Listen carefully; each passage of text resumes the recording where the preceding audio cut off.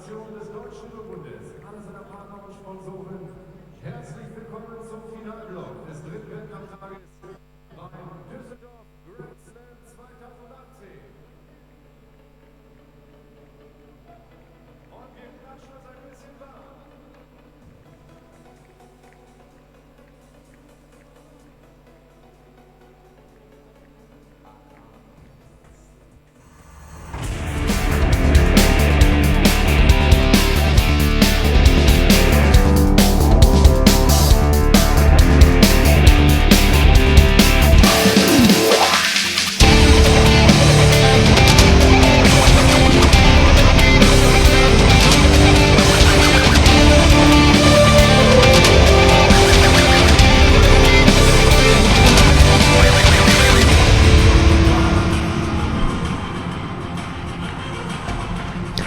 Welcome to Düsseldorf and the third and final day of this inaugural Grand Slam. We're on the banks of the River Rhine in the beautiful city of Düsseldorf, famous for its Altbier, but today all the action is taking place indoors, and we're going to start with the first of the bronze medal matches in the under 90 kilo category. It'll be Gantulga Altenbanger of Mongolia. He'll be up against Komransho Ustapirian of Tajikistan. I'm delighted to be sitting alongside Loretta Cusack-Doyle. Thank you very much, Sheldon, and what a nice introduction. And here we have the start of some very exciting matches coming up for us now. As we say, is the first of the bronze medals of the under 90. Gantulga representing Mongolia, 22 years of age and world rank 15. Ustapirian of Turkmenistan, 25 years of age, world ranked number 8, fifth in Abu Dhabi, and Tashkent got the gold medal, but this Asian champion is up for this bronze medal. Great performance that both these gentlemen have had in this build-up and the lead to this bronze medal, but only one can take that title and a place on the podium. Well, when they came in here this morning, Ustapirian started off as the number 2 seed. Gantulga was the number 4 seed, so Gantulga's right there. Ustapirian may feel a little bit shaded out. He could have fancied himself in the final, but he came unstuck in the semi-final, and he lost out to Baker Mashu, the current Olympic champion. We'll see him when that final comes up. Yes, that'll be a very interesting final indeed, but Gantulga 7th in the World Championships, 3rd in Hoi Hot Grand Prix. He has 5 Grand Prix medals already under his belt. Yeah, busy boy. So, no stranger of being in centre stage and battling away for a medal. Ustapirian there, as you can see, coming in with Uchimata. The arm over the top, just didn't tidy the upper part of the body up, leaves himself wide open, and the counter there coming round the back. Gantulga really capitalising on that and picking up the wazari first. So an error there, but based on a really soft grip. I love the referee in here.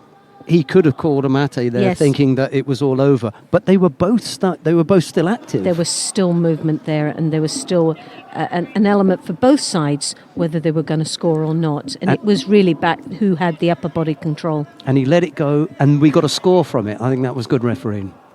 Gantulga it is who leads here, and we've got a little under 3 minutes left to go. Let's see him working on the edge of the contest area. And Ustapirian is playing a very dangerous edge there. And dangerous indeed, picks up the first Shido with 2.5 minutes to go, and already one Shido on the board. The pressure and the dynamics of this contest now starts to change. I've seen him do that before, play on the edge unnecessarily. He didn't need to do that. No. And Gantulga wasn't pushing him out there to stay. He'd manoeuvred him there. He was happy if Ustapirian wanted to compete with his back against the mat, but there was no need for him. Gantulga, as you can see there, with the inside grip, Left hand on that lapel. He sneaks around the back there trying to draw his opponent into him. But once more you can see him playing the edge. Stupirioni really is playing on a knife edge here as he battles away to stay in play. But he's drawing that pressure all onto himself, as you can see here. Highlights of that Wazari that was scored earlier on. So it's a Judo apiece there. Gantulga. Oh, didn't think, yes, and that's right. It goes back to Stupirioni, who really played the edge once more and paid the penalty. Second Judo now. One more would result in the hand Sokimaki, and we've just gone over the halfway mark. 1 minute and a half remaining in this contest. Still a long time out there, but really a lot of pressure now. See if he goes to the edge again. Uchimata continues to drive over there, looking desperately for that Wazari.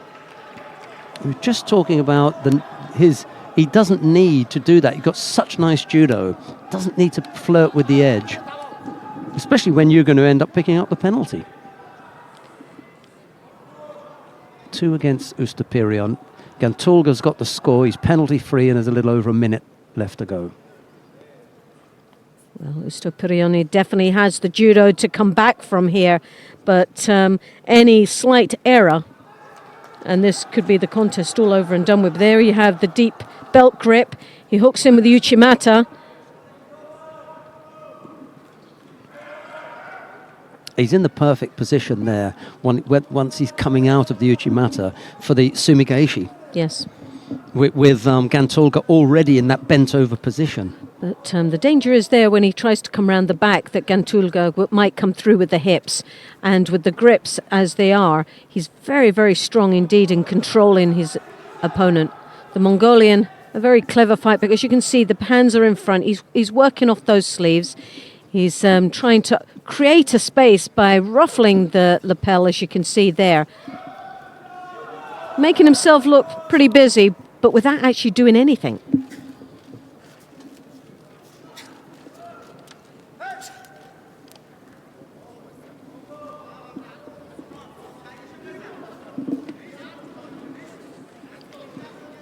Time almost run out here for Let's Ustupirion. just seconds remaining, and I can't see the change unless Ustupirion can do something very special. We know he's got the judo, he steps in with the Uchimata. Really, it's now desperate, and he has just run out of time. And Gantulga takes for Mongolia the bronze medal. Couple of errors there for Ustupirion, both to do with positioning on the edge of the mat. They took up 15, 20 seconds each time round that he could have done with at the end of the contest just to give himself a better chance. In the end, that single score from Gantulga was enough to take it for the Mongolian. Bronze medalist in white for Mongolia, Gantulga.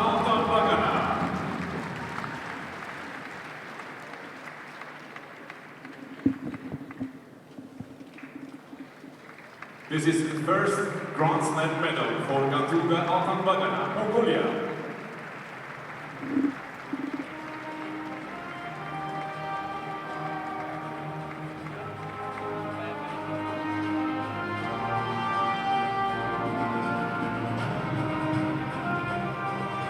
Dear spectators, you can see the highlights of this bronze medal contest on the screen.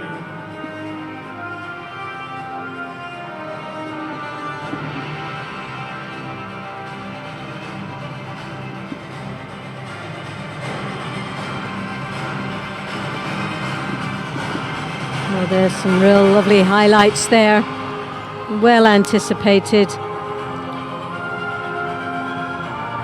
Great counter.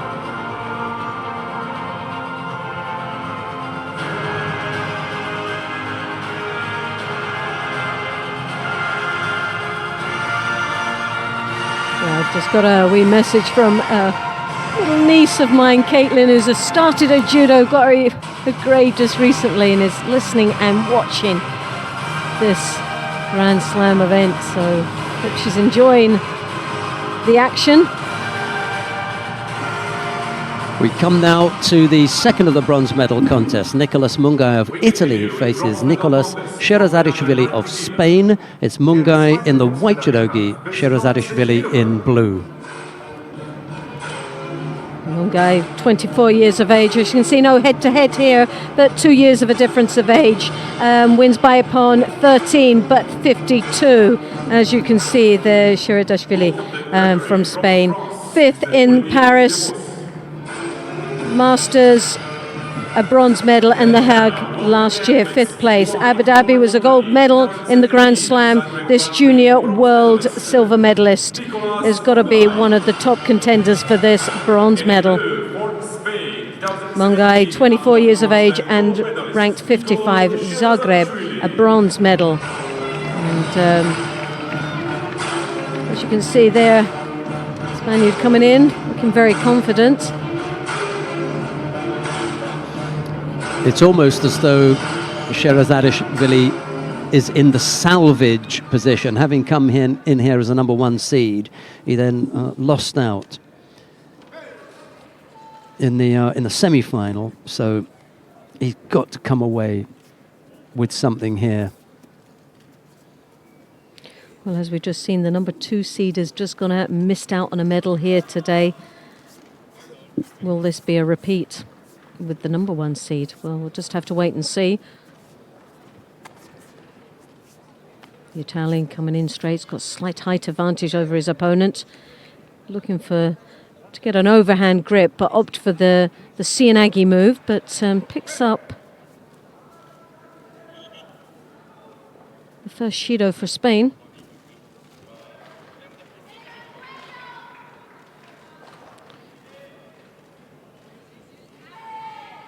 Sherazadishvili there rotating his opponent over. Left it a little bit loose and unable to capitalize in the Niwaza.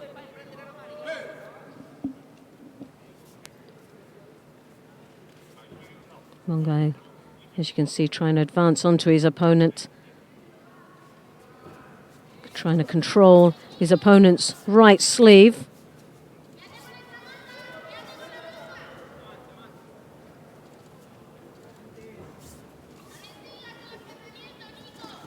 Taitoshi there, nice attack, stumbling his opponent over.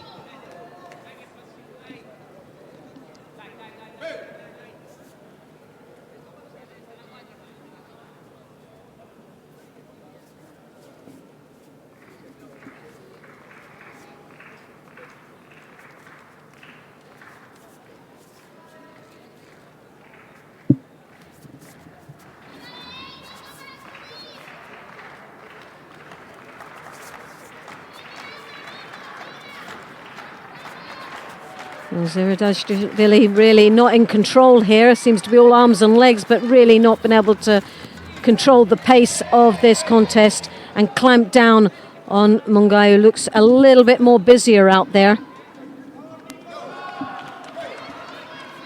Shiro apiece, coming up to the halfway mark. Neither one of these athletes closer to scoring.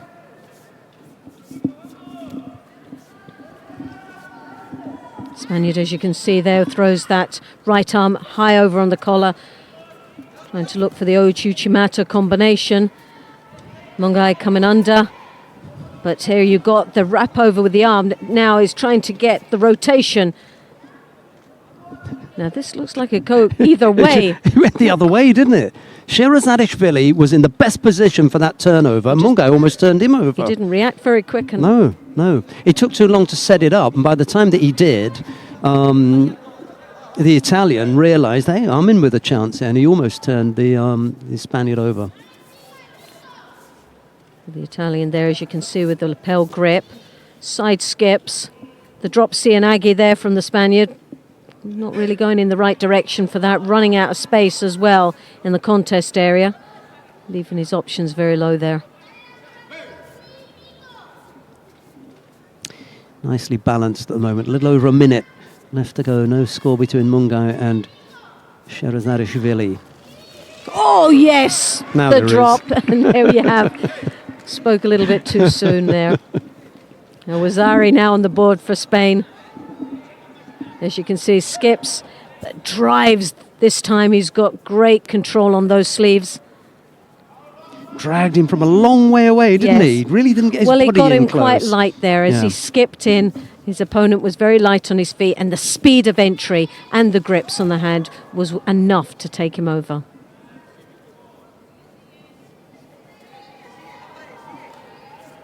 Sherazadishvili cartwheeling out of that Setemi-waza effort from Mungai.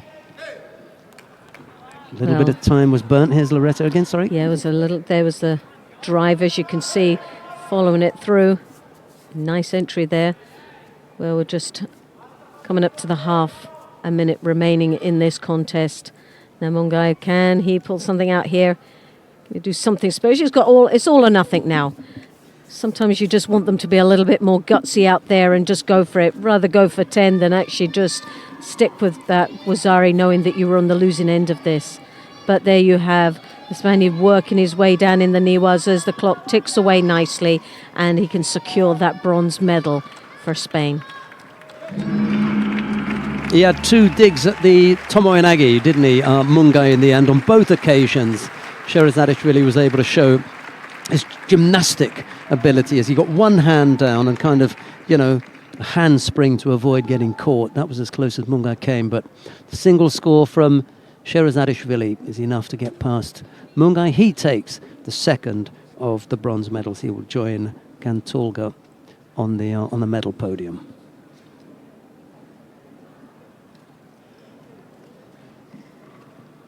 Bronze medalist in blue, representing Spain. Good little tussle, wasn't it? It was. It was a nice little match, that. I'm very impressed with Mungai as well. He's had a good performance today, and quite pleased. A well-deserving 5th place goes to Italy. Well, we were talking at the beginning about that being like a save, for Sherazadishvili having come here as the number 1 seed. We were talking about where on the medal podium he would like to have been. Well, we know the answer to that. He would like to have been on the number 1 spot. Yes. That didn't happen, and when that didn't happen, the next best thing was for him to come away with that bronze medal. Luckily for him, he did. Well, when you look at the ages of both those athletes, 24, the Italian, the Spaniard, 22 years of age, and already hitting those targets. It's quite nice to see. We come now to the final of the under 90 kilo category. Mikhail Igolnikov of Russia faces Baker Mashu of Japan. It's Igolnikov in the white judogi, Baker in blue, and here is Loretta. Well, there's very well, looking at the statistics, there isn't much to really divide them as far as their ages and world ranking positions, but it's miles apart as far as the results are concerned. You have Baker as the Olympic champion, and this is the first time we've seen him back on the scene since the Olympic Games back in 2016. Has been nursing an injury and has come back, as we were speaking a little bit earlier on today, 80% on that shoulder, and as you said, 110 on the other shoulder, so he's overcompensated on the other side. But this Olympic champion will be coming back strong enough and determined to get on the top spot of the podium. His opponent here, under 23 European champion, and also in Tbilisi last year took the silver medal.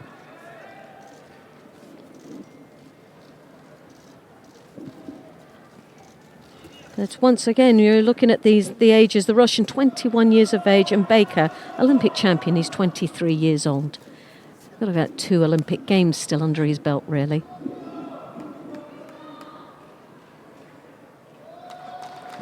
Just hiding that hand, Baker, just bringing it to his side, keeping it there, and not doing anything with it. That's an unorthodox grip, and any unorthodox kumikata is penalised unless you can turn it into something positive. Yes. So he could pull Igolnikov's hand there, hold it, and then throw, and he wouldn't get penalised. But what you can't do is to pull your own hand down, hold it there, and not make something of it. Well, as you can see, Baker there with the right hand on the lapel, the elbow bent, A little bit more powerful there as he's under his opponent's left arm. That's just placed on the shoulder.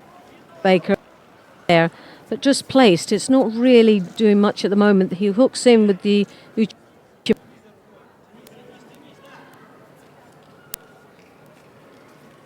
Baker coming round the back. A little bit of a dangerous move there, especially when the Russians got quite a nifty Uchimata. I've seen that combination before. Have you? Ippon Senege Uchimata. Oh, sorry, it was the other way around. It was the Uchimata and then the Ippon Senege on the way out. Yes. There's someone in the hall who's done that stage earlier on. Uchigari from Baker. Too more would result in the hand Sokumaki. It's not a great position to be with 2 minutes. Oh! Russian stepping across there. Almost clipped of Baker. Now a little bit disappointed here, but he looks very, very stale out there. See, hasn't some time, and I think this is starting to tell here in the final here of this Grand Slam. Yeah, Ikolnikov looks that. Oh!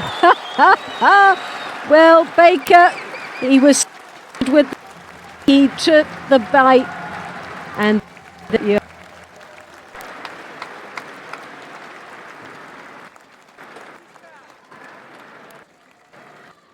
him up nice right from the beginning of this final. Really spark.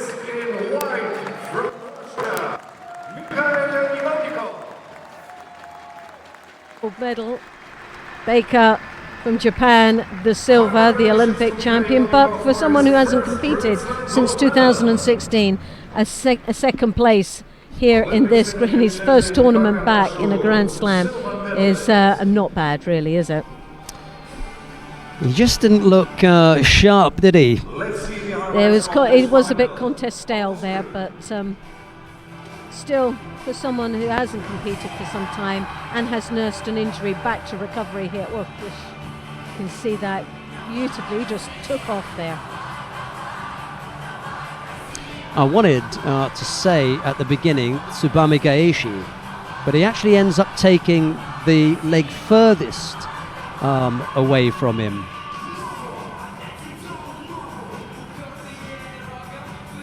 Look at that. Oh, the mistake he made, he turned, when he attacked, he turned his back, leaving himself more exposed to the rear. Oh, upper body control and just planted him flat on his back.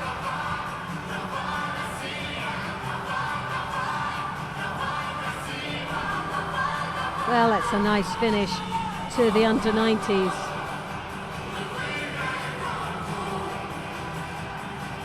Mikhail Igolnikov of Russia taking the gold medal in the under 90 kilo category. Okay, we can move on to the under 78 kilo category. The first of the bronze medals features Alexandra Babintseva, also of Russia. She's up against Klara Apoteka of Slovenia. It's Babintseva in the white judogi, Apoteka in blue. Well, Apoteka, as you can see, won the only head-to-head they've had. Age 5 years junior to her opponent. This will be a very interesting match.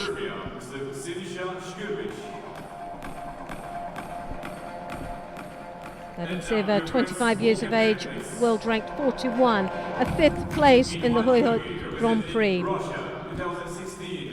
Apoteka, 20, like I said, 20 years of age, 16th in the world ranking.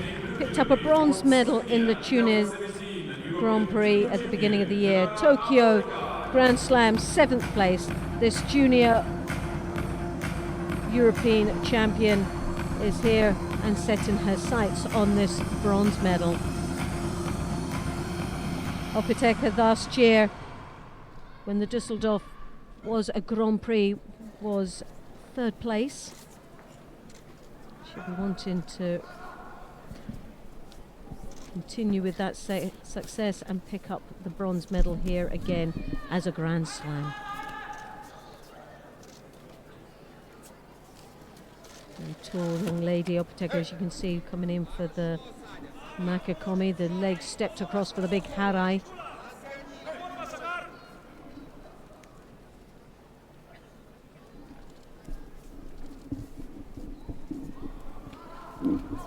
Opeteka, as you can see, throwing that right hand over Uchigari from the Russian. Oh, and she leaves herself wide open there, the Slovenian. The Russian trying to capitalize on it. Yanks back onto that arm now, starts to dig away, but as you can see, the legs caught up, which lessens the effect of the arm lock. Yeah, she hung on there tightly.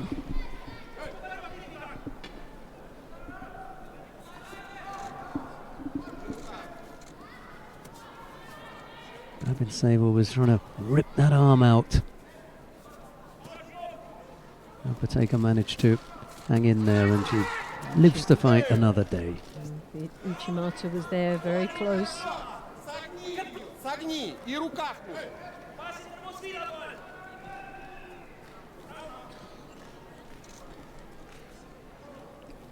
Opeteka will be looking to follow the success of her teammate from yesterday, Leski, who took the gold medal.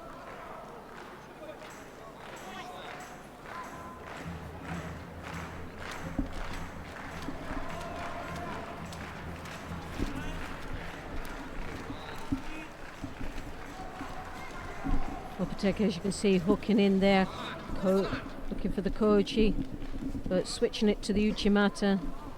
This young lady just seems to be all arms and legs, but really needs to stay very strong in her posture.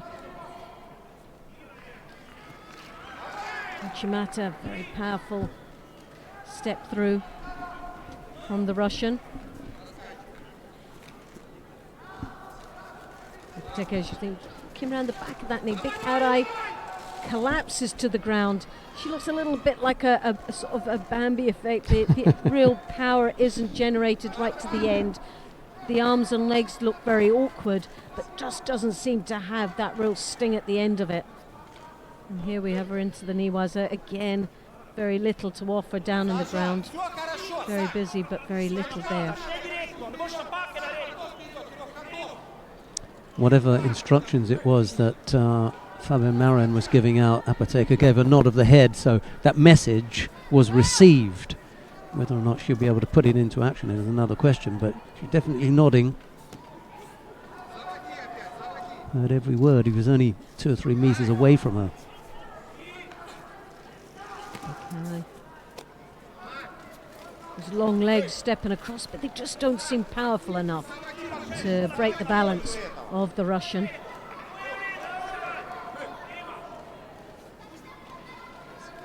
Bintseva taking the first Shido, just over a minute remaining in this contest.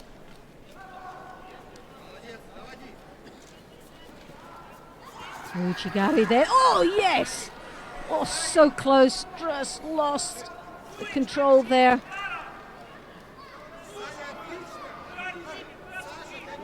Oh. As you can see, it was just the tip of the shoulder there, and the hips were flat to the wrong side, but nevertheless a very good attempt there.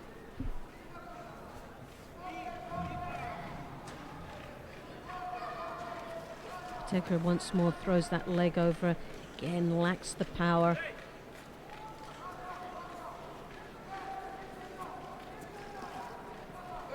And both these athletes are starting to look very tired, Opeteka especially.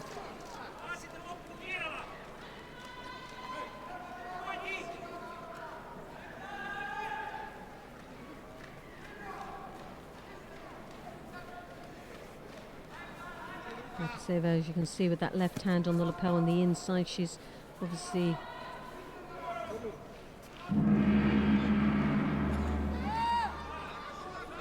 this is not where Babintseva wanted to be. There was a grimace on the face, as if to say, I haven't ended it. Yeah, she's trying within to time. dig in. Yeah. She's trying. Well, we know the Slovenians are very, very strong and great condition. We know they can go into the golden score and they can still give as much as what they did from the beginning of the contest. Sometimes the Russians, you feel, just run out of steam when it comes down to the latter stage of a contest. And that body language, as Sheldon was saying, the sort of grimace look on the face as if to say, I have to dig deep now in this golden score. First time I've seen Apoteka with the Setemiwaza, and she normally employs that quite a lot. That's the first time she's had a go there. It wasn't the strongest, but maybe she felt something and thought, hey, there's a chance here.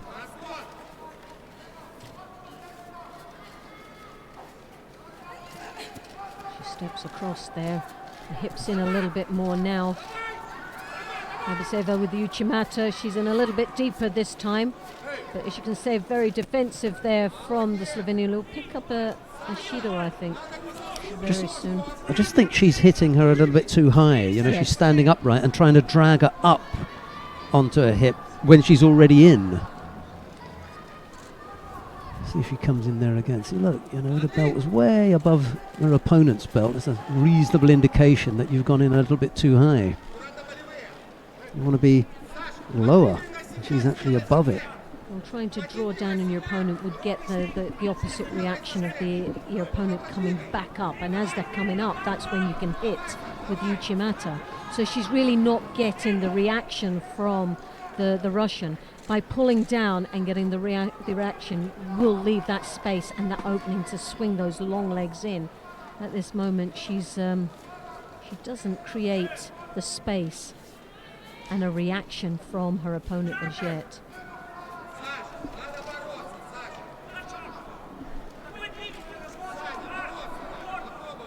So there's a Shido apiece now.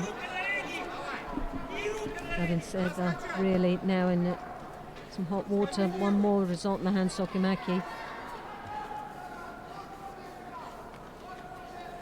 For me, I feel that she should be attacking the feet a little bit more, stumbling her opponent possibly to the rear. Being the shorter of the two, just creating a bit more space for herself. She's tied herself up very close against the Slovenian that's now dragging her around here, making her look very passive. Now if she can come round the hips where you could see just drawing under the centre of balance. But Seva really needs to try and open and create a bit more space around her and clip away at those feet. I think it's going to be a little bit too late here. Well, there we have it. The third and final Shido goes to Russia, but Apoteka takes the bronze medal for Slovenia. It all fell apart for Babintseva in the second half of that contest. You know, she'd looked the more aggressive of the two, but particularly in the golden score period, Apoteka, despite the fact that she never really threatened her, all of a sudden she stepped up the volume of attacks, and there was attack after attack after attack. In fact, there were so many attacks that we could begin to pick apart where Apoteka was failing, because we saw so many of them, but there were enough of them for her to make Babintseva look passive, and in the end it was the passivity penalty that did for her, and it was Apoteka who walked away with the bronze medal. I just think, looking back at it, Babintseva really tactically didn't play the right match here with her. For someone who's a lot shorter than her opponent, she engaged too close, leaving herself looking very passive.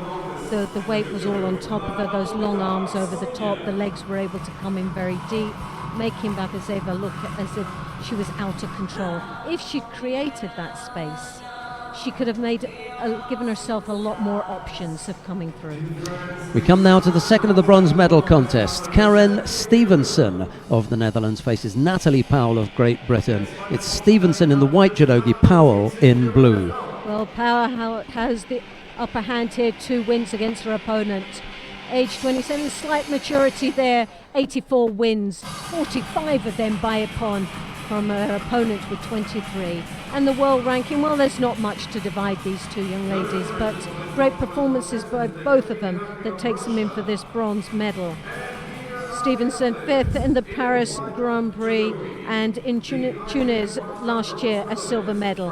Also picked up in the Masters a bronze medal, and also another bronze in the Hague Grand Prix. Natalie Powell just seems to be going from strength to strength, from a world bronze medal, 7th in Paris and a 5th in the Masters, but picked up a first gold medal in the Grand Slam in Abu Dhabi last year as well. So this young lady has just gone from strength to strength. Very composed Dutch girl there, as you see her, Stevenson, looking very confident indeed.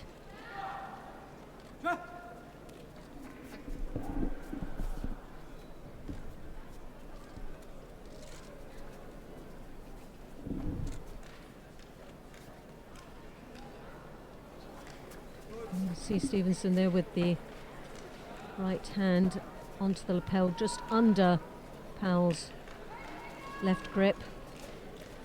It's a little bit more controlling. Powell, as you can see, has got that good sleeve grip, good central gravity, comes in very, very strong in her approach there. Trying to generate her power through the legs.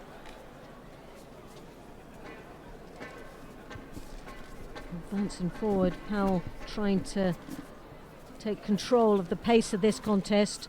Stevenson, again once more, trying to block the left side of Powell. Now she opts to come in the inside. The Sutemi was her attempt there. Win the grip. Kate Howe, coach, Olympic medalist in her own right. Trying to give some sound advice and encouragement there to Powell, Great Britain. Powell again, you can see with the left hand, this time around the back.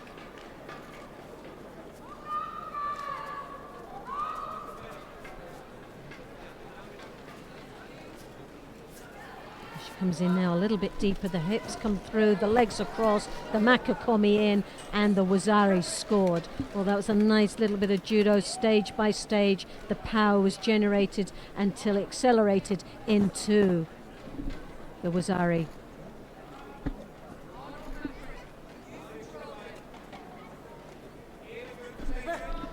Stevenson was a little bit slow to get to her feet. There, she's back up now, but maybe well, she landing landed quite heavily on that shoulder, didn't she? Even though it was a continuation, there was that heavy thud to the ground as she initially landed. Stevenson round the back there. And the right leg in slightly further than Powell, just to block the attempt of that Makakomi. Half the contest gone. Powell leads by Wazari. Stevenson with the work to do here. The attempt of a Sutemi was as the arm came over the top from Stevenson. He was probably feeling a little bit threatened as the arm came round the back. Stevenson picking up first Shido.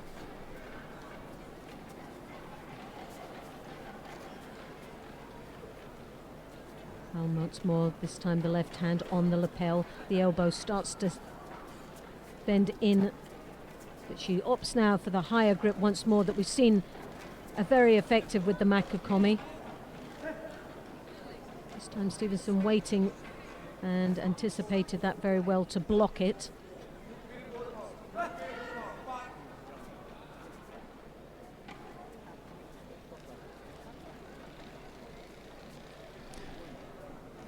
Minute 20 odd left to go. Still that Wazari from Powell, the difference between the two. Stevenson comes round the back there, draws the head of Powell in. Again attempts the Sutemi Waza. Blocked quite nicely, solid block there from Powell. Very powerful young lady. Really didn't look threatened at all, and there you have a second Shido from Stevenson. Well, the pressure is now on the Dutch girl to try and come back in the last minute of this contest. Powell will be feeling a little bit more confident as the seconds tick away of getting onto that podium here today. Very solid on her feet. As you can see, the knees slightly bent, power generated from the hips and those legs. Now Powell will pick up a Judo here, but with 34 seconds, doesn't do anything drastic here. She could afford to pick up another one and just play safe here. The Makakomi once more goes down into the ground. Nicely for Powell as the clock ticks away.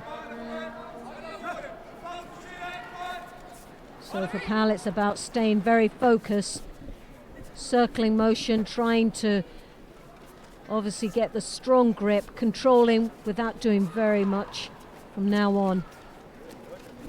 As she touches, the feet, trying to rock the balance of Stevenson, and the bronze medal goes to Great Britain with Natalie Powell. Sometimes you've got to take the win in any way you can, and having got the positive score after that, Powell just closed up shop. Stevenson couldn't make any headway. She tried, a couple of things. And unfortunately for her, Powell's defence was that good that the attacks that Stevenson did make ended up looking like false attacks. She picked up 2 false attack penalties there. She goes through there, but no, it wasn't one of the prettiest matches you've ever seen, but a win's a win, and when it comes down to it, do they ever remember how you won by? It's just the medal that's around your neck that you can put on a piece of paper and those points that go with it. Yeah, you're quite right. Doesn't say anything in the book about how you did it. It just says what you did.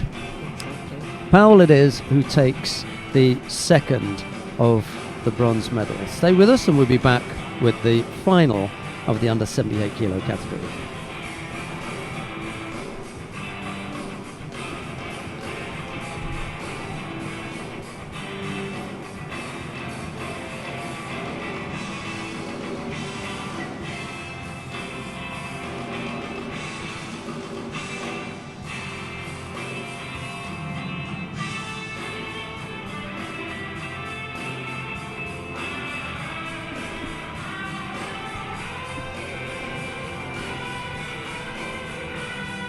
Some highlights of that very throw,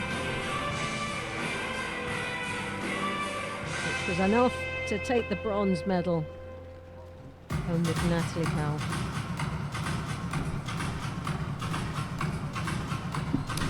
We come now to the final of the under 78 kilo category. Sato Ruika of Japan faces Mayra Aguiar of Brazil. It'll be Sato in the white judogi, Aguiar in blue. Well, Aguiar, as you can see, has the advantage. The head-to-head's been 3, and she's had a full house, 3 out of 3 wins against Sato. And double Olympic medalist, world champion. Down on paper, looks the stronger contender for the gold medal here today. But as we've seen throughout the day, there's been a few of the top seeds going out and not performing to their best. Aguiar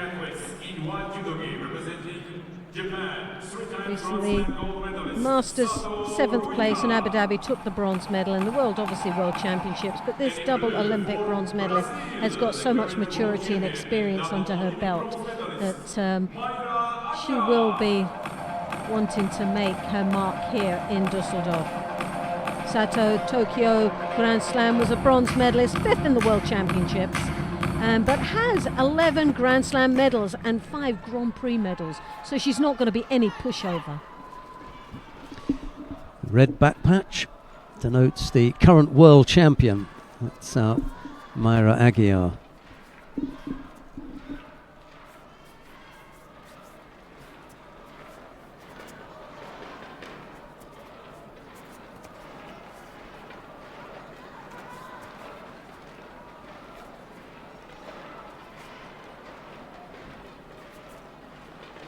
Both been playing a bit of a close shot here. Aguiar trying to come round the back there with the Kosota.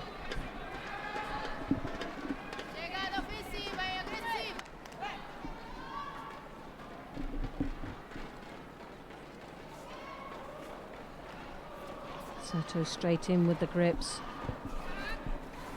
Aguiar, as you can see, has got that left hand on the lapel inside, a Very strong grip indeed there. Looking to take her opponent's left sleeve. Sato attempting to attack forward with just the one hand on. Yeah, she can rough it up with the best of them, Sato. No, she is quite an aggressive fighter here. But she's got a battle on her hands with the Brazilian. As we know, not only are they of great condition, but they've got great spirit on the mat. Can mix it with the best of them. Drops Cianagi there as she rocks the balance of Sato.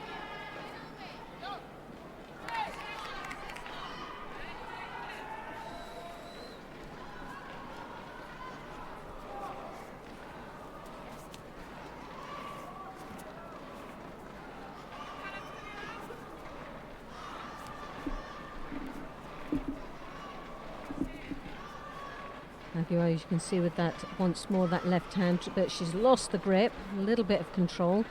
It's a bit of a dangerous moment there for the Brazilian, as Sato was on the attack, just at the edge of that contest area.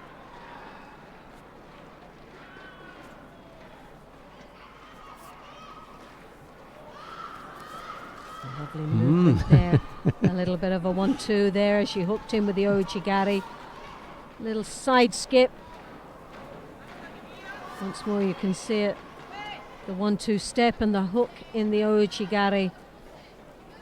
Aguirre just chasing it a little bit and waiting for that second step as the Japanese was trying to hook in. Now this is where Japanese can be very dangerous if you start to become light on your feet. That skipping motion with their ashiwazas are so superb that the timing is so perfect. And this is where the Brazilian's got to be very careful, isn't just to stay quite solid on her feet. She starts to skip, and that will leave her very vulnerable. 2 penalties picked up by Sato, just the one by Aguirre. We've got a little over a minute left to go. Well, 2 apiece now. And it's really a 50-50 here, both so closely matched. I just sense that Sato's got that little bit of an edge when it comes to actually connecting with her attacks. They're a little bit more clever.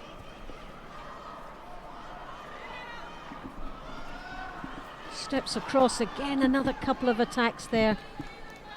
Knocking her opponent down into the Niwaza.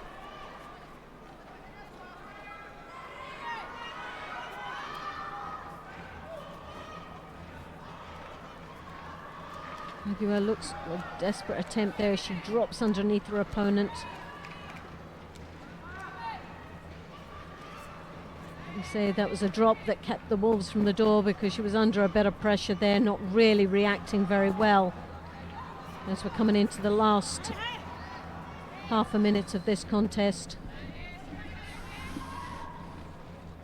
Another drop to her knees, and it's starting to look a little bit untidy for the Brazilian. She needs to sharpen up those attacks. Oh, right off the grip there. There was an opportunity missed from the Brazilian.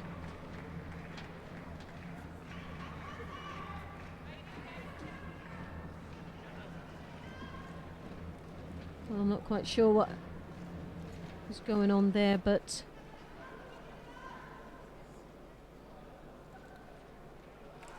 and there you have it. The third and final Shido goes to Aguirre.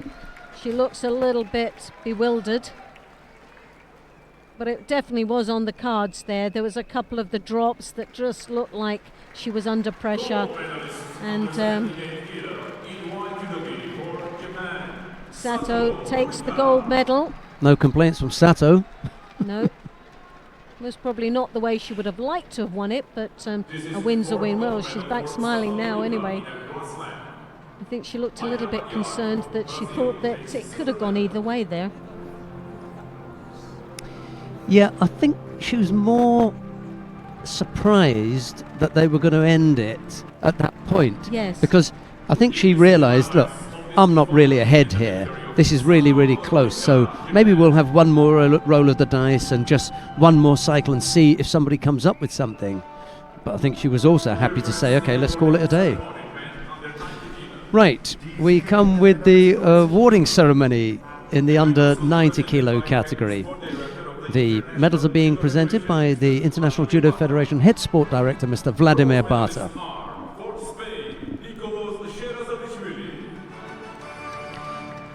The bronze medals go first of all to Nicolas Sherazadishvili of Spain and to Gantulga Altanbagana of Mongolia.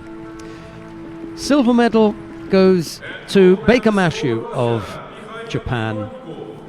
And the gold medal goes to Mikhail Igolnikov of Russia. The prize money will be presented by City Director Düsseldorf. This was class, wasn't it? The Ashi was a counter. Beautifully executed. After he steps over with what looks as though it's going to be Tsubami Gaeshi, he takes the far leg, so both legs go Nidan Kosodagari for me. Beautiful Nidan. Yep, definitely there. It's got to be one of the throws of the day there.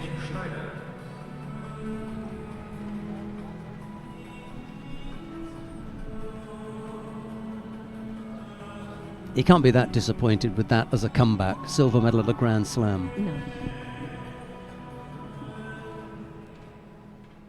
Ladies and gentlemen, please rise for the national anthem of Russia. And now the national anthem of Russia.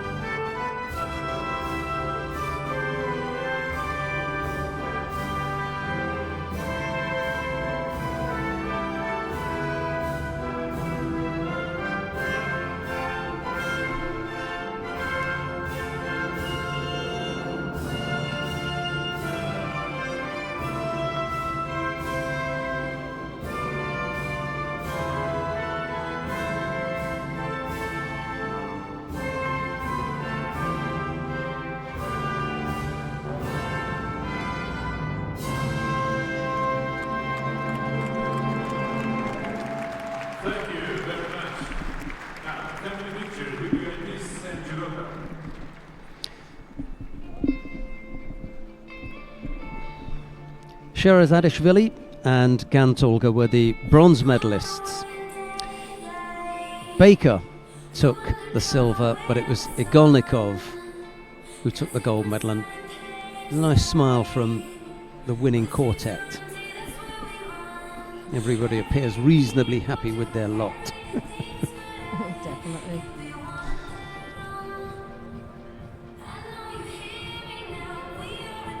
Right, the next weight category is the under 100 kilo category, and the first of the bronze medals features Khlagvasuren Odganbatar of Mongolia. He's up against Niaz Bilalov of Russia.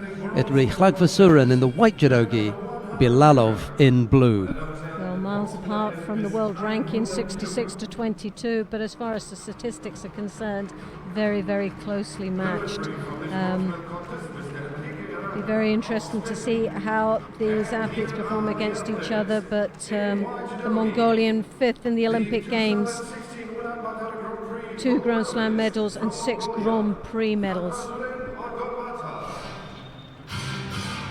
And in blue judogi, the 2017 Abu Dhabi Grand Slam gold medalist from Russia, Niaz Bilalov. Bilalov of Russia, there as you can see on our screens in the blue, 23 years of age, ranked in the world 22, Abu Dhabi Grand Prix. Grand Slam gold medalist and under 23 European champion.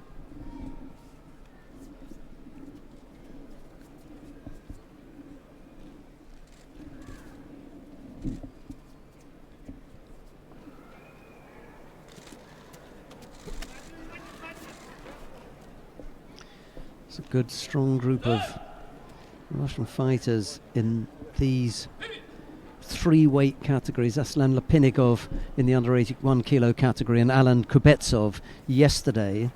Yes. And we've just seen, topping the podium, Mikhail Igolnikov and now Niaz Belalov. So Igolnikov, though, most probably the throw of the weekend, I think, with the knee down Kosota. Yeah. Gary. Throw the Olympic champion for it. Especially when you've got the Olympic champion on the end of it, makes it even nicer.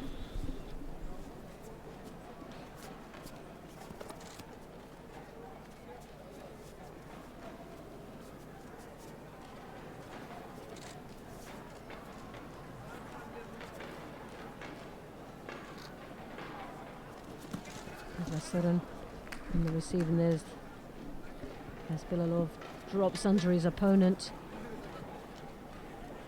Needs to defend down in the Niwaza. Well, the Mongolian has always been slow to start in his contests, and sometimes it takes a Shido or a score against him for him to set off the fireworks and to come back fighting.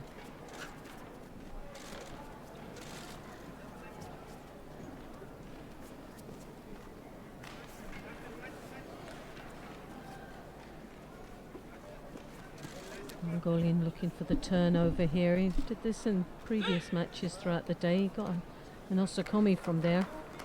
Very powerful indeed.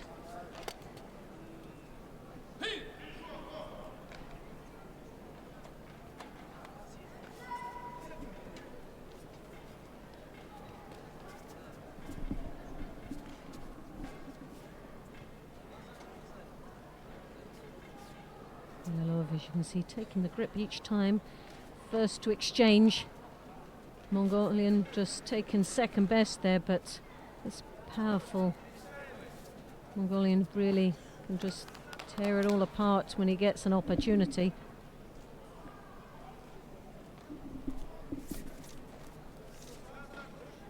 Mongolian, as you can see now, taking that left hand high on the collar. Comes underneath though this time for the drop Sianagi. Bilalov blocking it. And picks up the first Shido for Mongolia.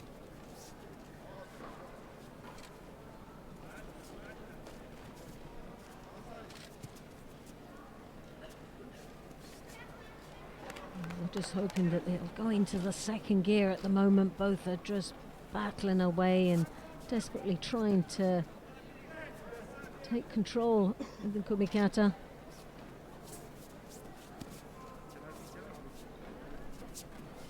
Golin coming over the arm, trying to trap that now. Well, there, Bilalov will pick up a Shido for that.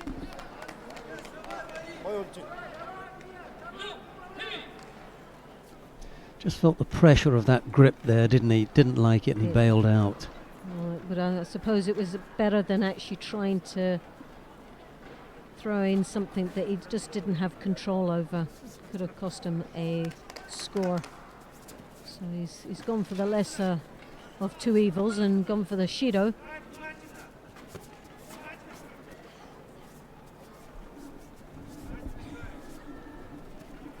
Sutemi was her attempt there, but again it's a ploy to get out of trouble as the Mongolian starts to wrap himself round in the upper part of the Russian's body.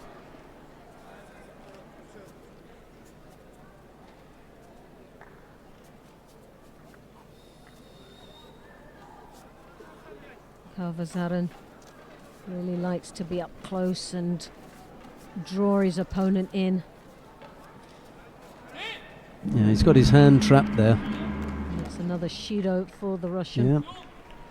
He's going to claim that Vasaran trapped it, but unless he's actually holding on to it, you need to get that out of there. He went over on that side. Anyway, 2 penalties picked up by Bilalov, 1 by Klagvasuren, and we're into the golden score period now.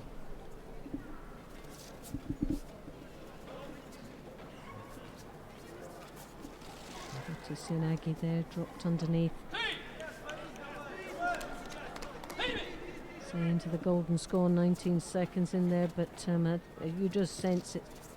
Unless there's going to be a big throw from the Russian, he needs to start opening up. He's been playing a very tight, closed match, not really giving himself much option to maneuver.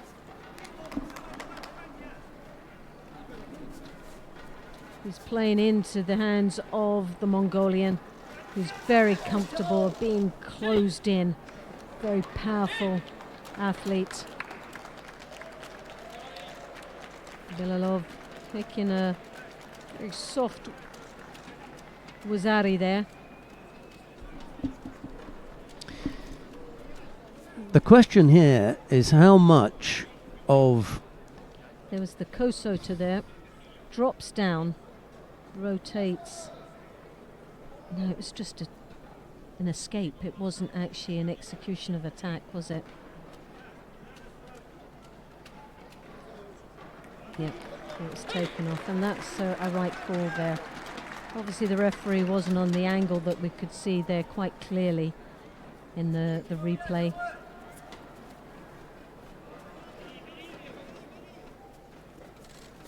Oh yes, but that's clear enough.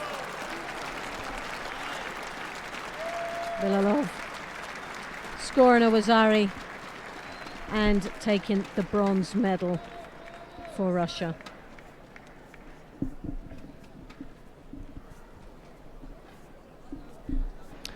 Well, perhaps the fact that he'd had one Wazari cancelled just fired him up a little bit, because he came in with a bigger and stronger attack than we'd seen him throughout the contest, and that buried Klagvasuren, to be honest. He didn't get the opportunity, and he played a very tight, close match, and it was playing into the hands of the Mongolian.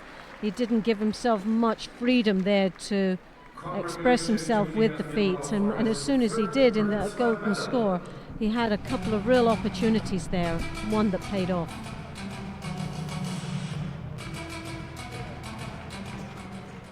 And we can see the highlights of this bronze medal contest. The Uchigari, and he stepped right across with that Sota. Nice combination. There you have it, the hop. Taking the Osota off to the side, but as the turn, turned it straight into the Osota, directly back. Just off the one side, nicely executed. Klagvasuren ends up on his front, but only after he's brought down on his side, which is the scoring part of the body. Then he then roll onto his front, but it's too late to avoid giving up the score. Oh, beautifully executed, isn't it? You want to see finishes like that. It makes such a difference. The second of the bronze medal contests features Jorge Fonseca of Portugal. He's up against Toma Nikiforov of Belgium. It's Fonseca in the white judogi, Nikiforov in blue. Well, here we have head-to-head, and Nikiforov from Belgium winning 4 out of 4. So obviously got to be silently comfortable and confident in here going into this bronze medal final. Fonseca, 25 years of age, 10th on the world ranking, Masters 5th place, Tokyo Grand Slam 5th place, and then Zagreb took a silver medal. Back in 2016 in Düsseldorf was the 5th place. Well, can he make it that one step further and take the bronze medal? Nikiforov, World Championships and the World Masters, was a bronze medalist. In Tokyo, a bronze, and the World Championships 7th place, but picked up a silver in the Abu Dhabi Grand Slam. I always say that Fonseca he's one to be. He's a really scary fighter out there. He's very open, he's dynamic, and he's this could be one that could go either way here. On paper, obviously, Nikiforov has had the 4 wins, but you can never write off this Portuguese. The drop Cianagi, good aerial awareness from the Portuguese as he spins out.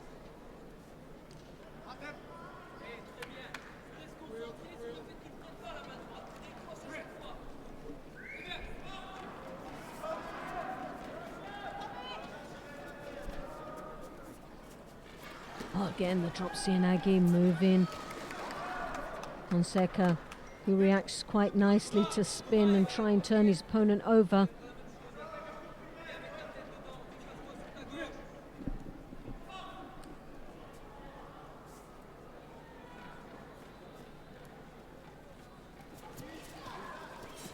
Cianagi there, and this is where Fonseca is very dangerous when he gets those hips in.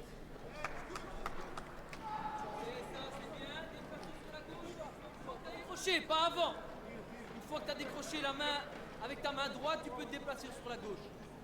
Belgian coach trying to give as much information he possibly can in the Mate situation, a blow by blow, what he needs to do. But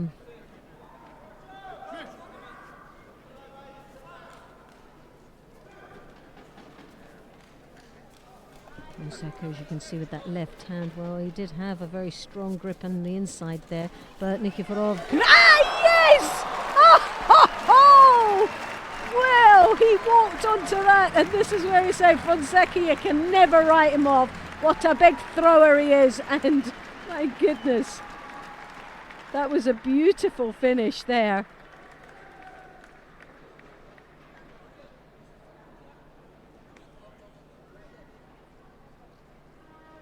And Nikiforov just cannot believe it. There was that little smile on his face thinking, what on earth have I just done there? He fell into the trap.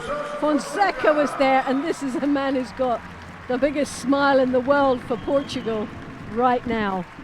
Well, that was an incredibly powerful finish, Fonseca. He felt the attack coming from Nikiforov. He was able to react perfectly and planted Nikiforov.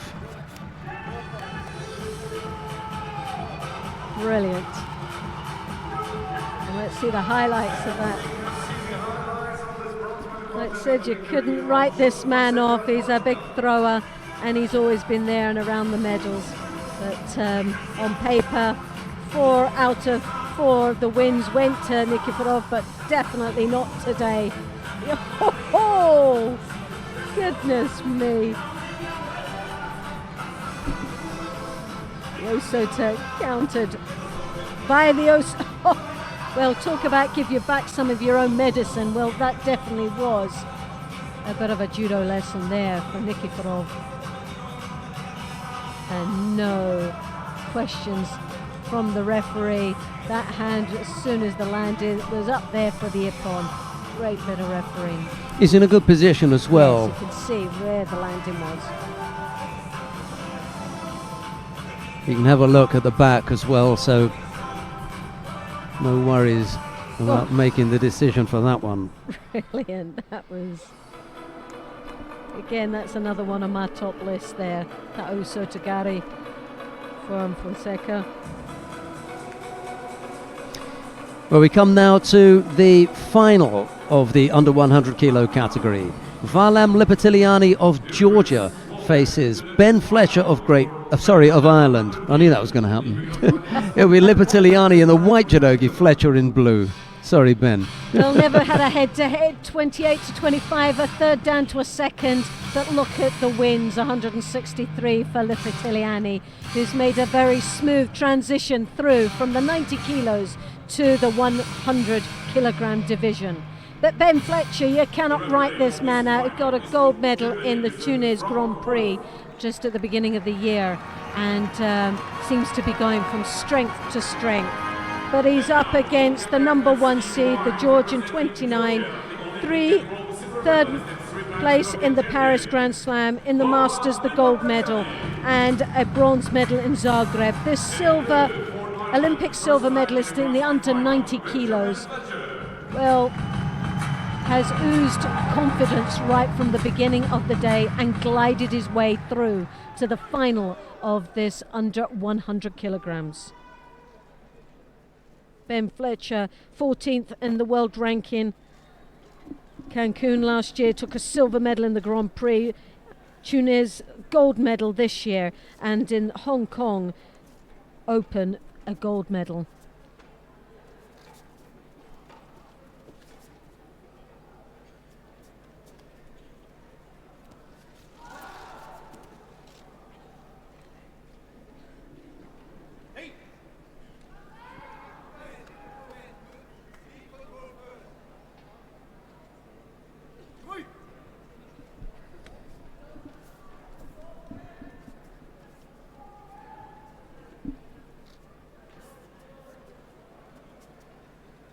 Lipitiniani, as we say on paper, is tipped as the number 1 seed and the favourite to winning this weight category here in Düsseldorf.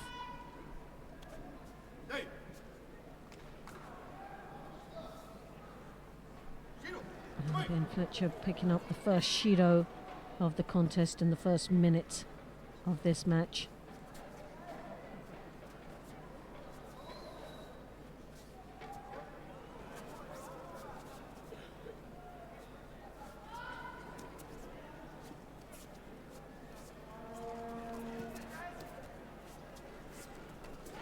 Koichigari there, nice attack from Fletcher, but leaving himself a little bit open there in the Niwaza.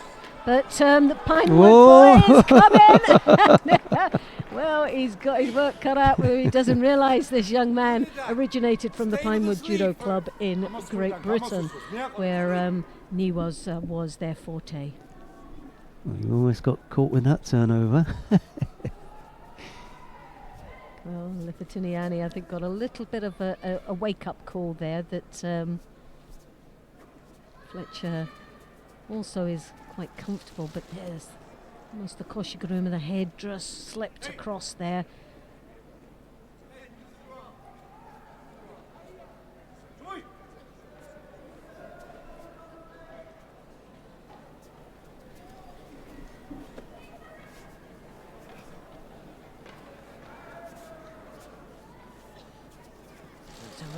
Grips, and it was solid grip. An Ippon, that's got to be Lipitiliani. Had the right grip, he turned his head and he drove through that attack. Ben Fletcher really was all tied up and really didn't have much of an option of getting out of that. He will be disappointed, but a silver medal here in this Grand Slam here in Düsseldorf is a very good result for this young man from Ireland. Lipitiliani does what it said right at the beginning of the draw. Number 1 ends up on the number 1 spot. He does it in style by throwing his opponent for Ippon. And as Loretta was saying there, when Ben Fletcher looks back at this, he can't really be disappointed. Grand Slam silver medal. Oh, that's a terrific performance. But it is Valem Lipitiliani who can celebrate with his coach there, Irakli Tirakidze, himself a successful Olympian. He won the gold medal for Georgia in the under 90 kilos category in Beijing. Well, here's Lipitiliani trying to follow in his footsteps, because it's the one thing that he really wants to do for Georgia, and to take the gold medal. Well, he's practicing taking a gold here. And it's nice pictures there just to see the kids getting that opportunity to get the first touch of that champion.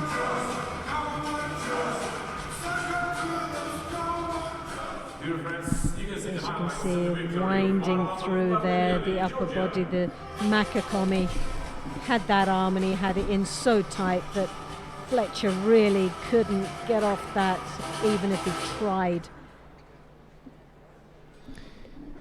The Gaumajus ringing throughout the venue, the Georgian for cheers, celebrate. Oh, nice finish there.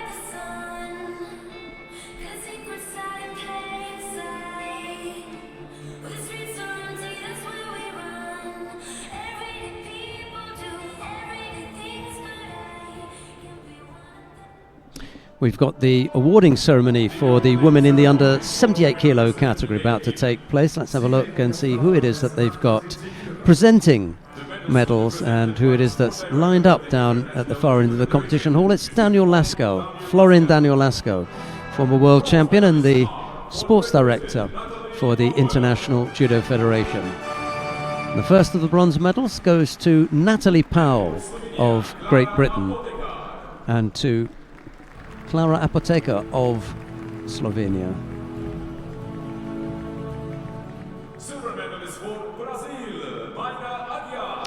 Silver medal goes to Mayra Aguiar of Brazil. Well, the gold medal goes to Sato Ruika of Japan. The prize money will be presented by former president of the German Judo Federation. Das Preisgeld wird überreicht vom Ehrenpräsidenten des Deutschen Judo-Bundes, Herrn Philipp Höfgen.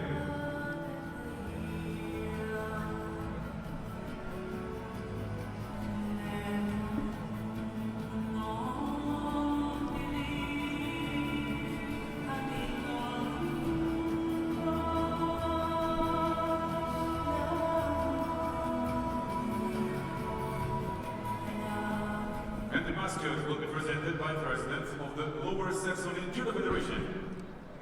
Die Maskottchen werden überreicht vom Präsidenten des Niedersächsischen Judo-Verbandes, Herrn Eckert von Hoch.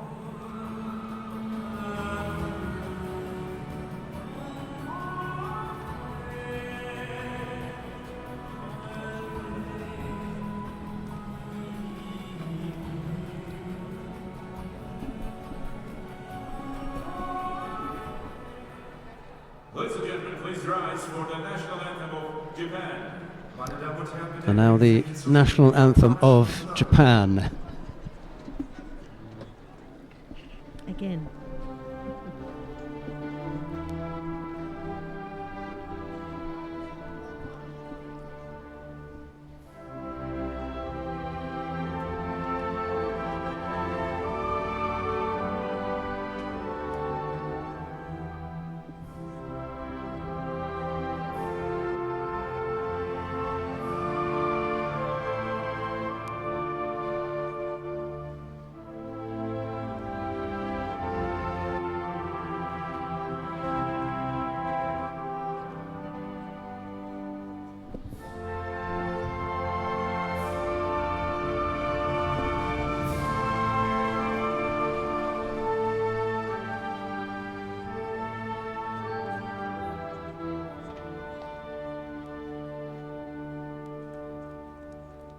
Thank you very much. Now, that picture Sato seems fascinated with that little cuddly toy, doesn't she? Yes, it said something like Yoko at the back, and she had a look at it. It was. She seemed very surprised. It'd be interesting to know why. Deadpan face on the podium. Look at that. She had a little smile just breaking out there. The wee smirk bit. Yeah, someone said, "Can you smile?" And so she does. Powell and Apoteca were the bronze medalists. Aguiar took the silver, but it was a smiling Sato who ended up taking a gold medal. And there she is. She is a really likeable character. Remember when we had to interview her, she kept breaking out and couldn't keep a straight face. Right, we come now to the bronze medal contest in the plus 78 kilo category. And the first of the bronze medal contests features Samira Buizugani of Germany. She's up against Kim Ha-yun of the Republic of Korea. It's Buizugani in the white judogi, Kim in blue. Well, an opportunity for Germany to take a bronze medal, but it's two juniors here, 18 years of age, both these athletes. Buizugani of Germany, 64 in the world ranking, 5th place in The Hague. The Junior European Championships picked up a 5th place, but has 4 continental medals under her belt. Kim, the cadet Asian champion.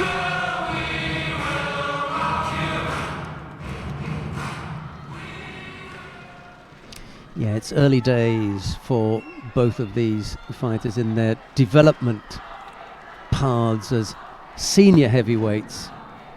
Kim Ha-Yun, as Loretta just said, But when you look at the lineup that we had for the plus 78 women, for these two young 18-year-olds to come through and to be battling away for a bronze medal, it's remarkable, really, isn't it, with the maturity that we have had in the lineup there. Now, Kim, as you can see, has got a great upper hand here, the high collar grip, trying to draw her opponent's head down, but the German, as you can see, trying to dig in and find something in the Niwaza.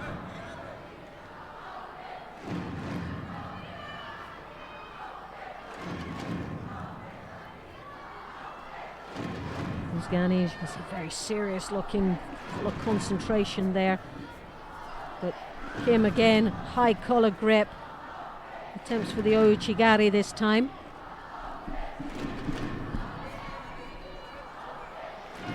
Comes round the back once again, the high collar grip.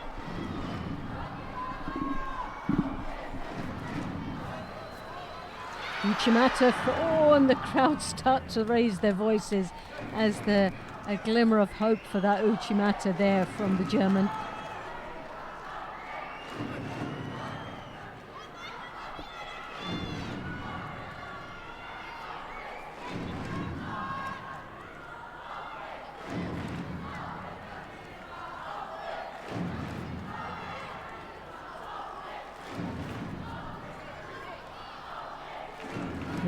Again, that high collar, left hand over the top, very effective, and flustering the German a little bit there. They're under a little pressure as the head goes down, looking quite negative out there, and could be looking at picking up a Shido here if she doesn't react.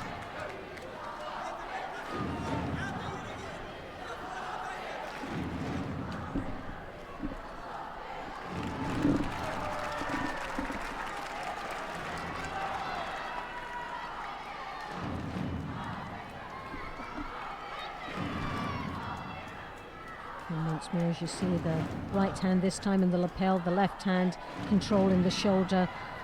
The Sasai attempt there, hip through, trying to break the balance of her opponent, getting a reaction, the Kosota.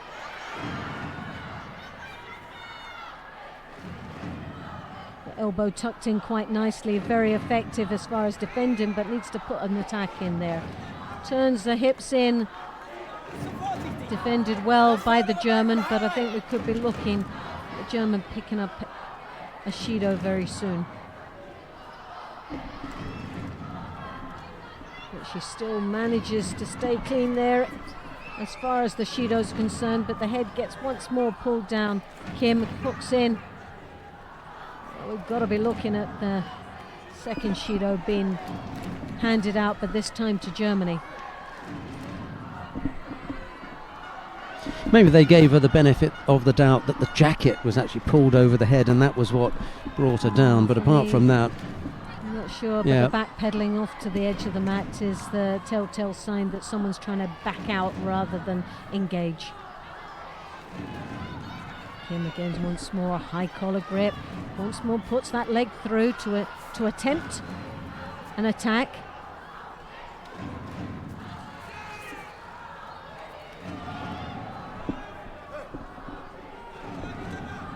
So really this needs to be shaken up a little bit, and there you have it, the second Shido being handed out, but this time it is to Germany. A bit overdue, I feel personally, but Korean throws that arm once more, trying to follow through with the leg, but doesn't connect.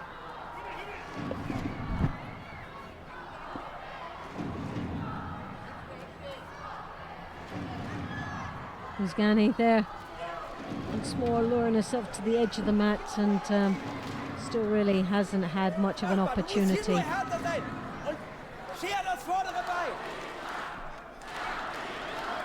Well, the crowd are here trying to build up momentum there and the confidence, but we're going into the golden score, and Uzgani with the two Shidos now. Going into this golden score, with a little bit more extra pressure.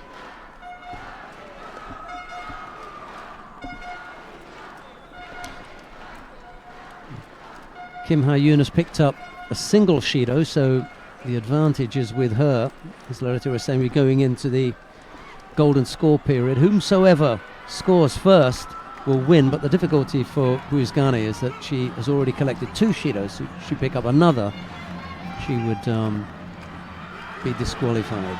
We wouldn't want to see that, but it's beginning to look that way. Kim again has the stronger of grips as she draws the head down of the German. Oh, there you have a collapse to the ground. Not the prettiest thing, but this could be a Shido.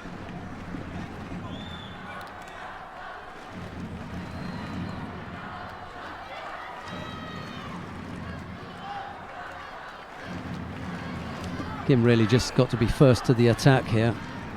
Yeah, she's definitely first to the grip every time. One more. Well, there's another attack there, and another, and a back off of the edge, and definitely this has got to be the third and final Shido. Oh, got a bit of a luck there. Got a piece of luck. Someone up there is looking after her, but not for long. Head is down once more. She's looking very passive indeed, and she falls once more to her knees. So it's not a tidy looking contest now, and referee asking for athletes to just tidy up, and the third and final Shido goes to the German. Just very quickly, that penalty that the referee gave out is an important one. He doesn't give a penalty for Buizgani for being bent over and defensive. He gave the penalty for being passive. Yeah. Now, if he'd given the penalty for her being bent over and defensive, there was the possibility that she could have been pulled down by Kim, and she was strong in the grips. She outgripped her many times, but he doesn't give a penalty for that. He gives the penalty for her being passive. Yes, she was backing out. You could see the footwear, with the way her feet were working. They weren't trying to step forward to try and lift up. They were stepping back to get out. And that's the difference, as you can see here in the highlights. The head was down, but the feet were going backwards. And the other thing was, he allows Kim the opportunity to attack from the strong grip, which she does. She has a couple of stabs there, but with Buizgani going backwards, it's very difficult. And she ends up picking up the penalty for passivity. It's Kim Ha-yoon of the Republic of Korea who picks up that bronze medal. We got another bronze medal contest coming up now. This one features Larissa Cherik of Bosnia-Herzegovina. She'll be facing Irina Kinzerska of Azerbaijan.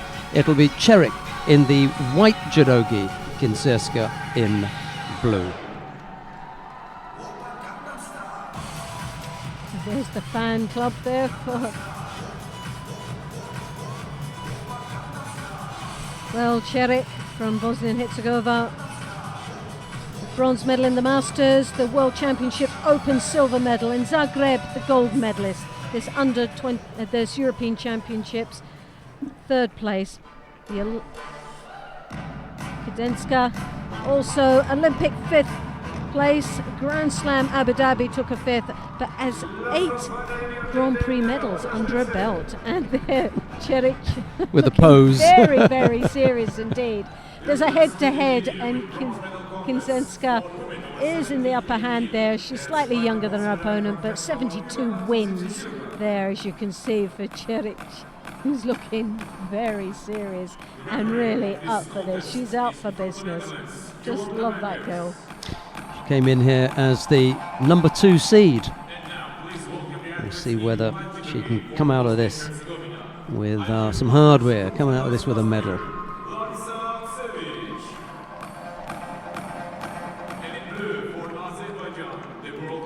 Well, she's got to be one of the most successful heavyweights in Europe. She's a very consistent athlete, the Larissa Cherik. Yeah.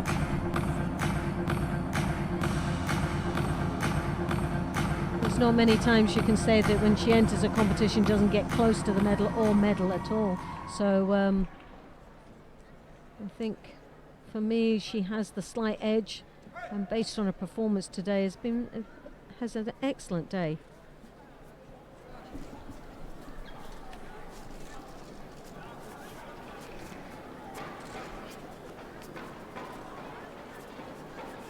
Zerska already looking positive here.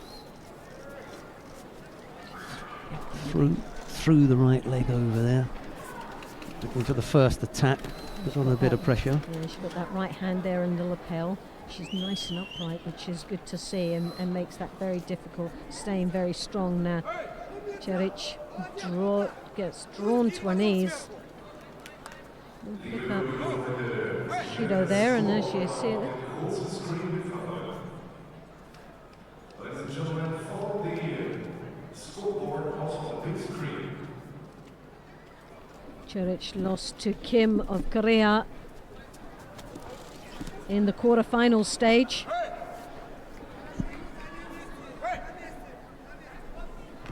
And battled her way back against the Ukraine.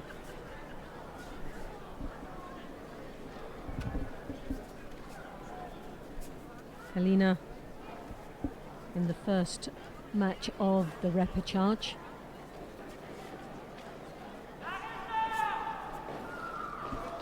Very poor drop there. Nowhere near, but looks to trying to capitalise in the Niwaza. Not quite sure if the Shimiwaza is on, but she's making a good effort there.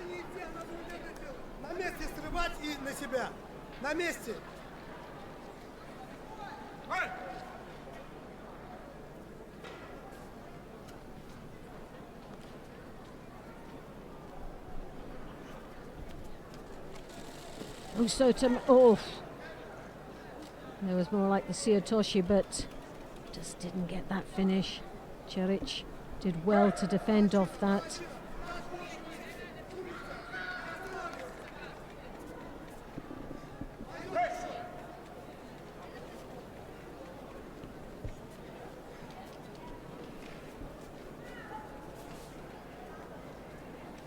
Well, really, for Čerić, she's got to start moving the Azerbaijan about here.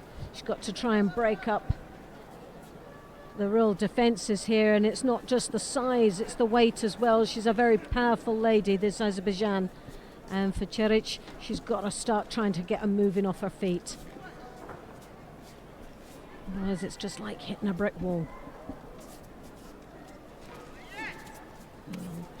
Again. And Čerić, this is where she can be successful, because she's capable, she's powerful enough, and she's fit enough to move the heavier weight. She's one of the smaller ones in the weight division.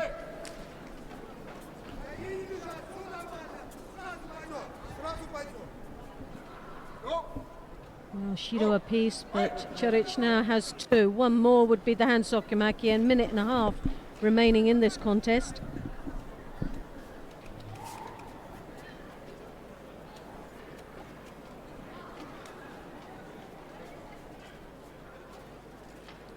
Čerić has to battle away and start moving now. She drops under opponent, but there was very little movement off that drop.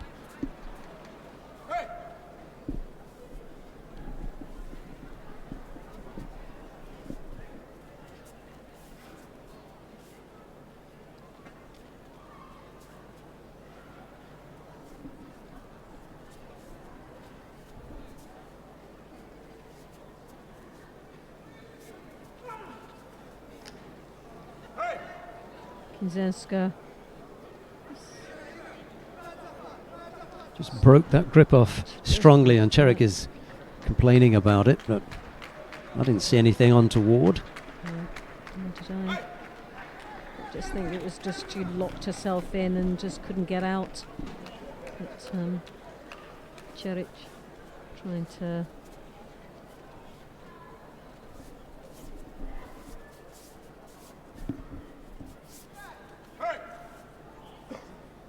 Zerska there. I think we're looking at the third and final Shido here.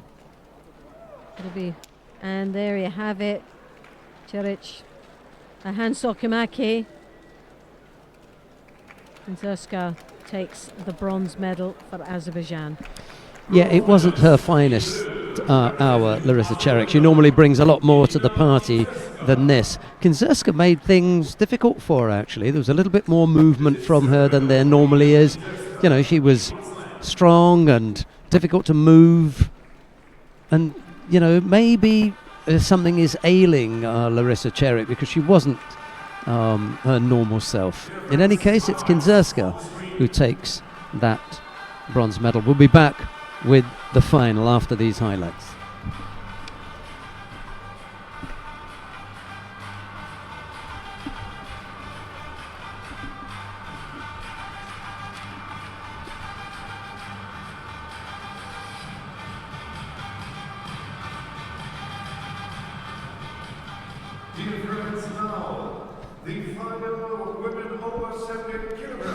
We come now to the final of the plus 78 kilo category. Asahina Sara of Japan faces Nihil Chekrohu of Tunisia. It's Asahina in the white judogi, Chekrohu in blue.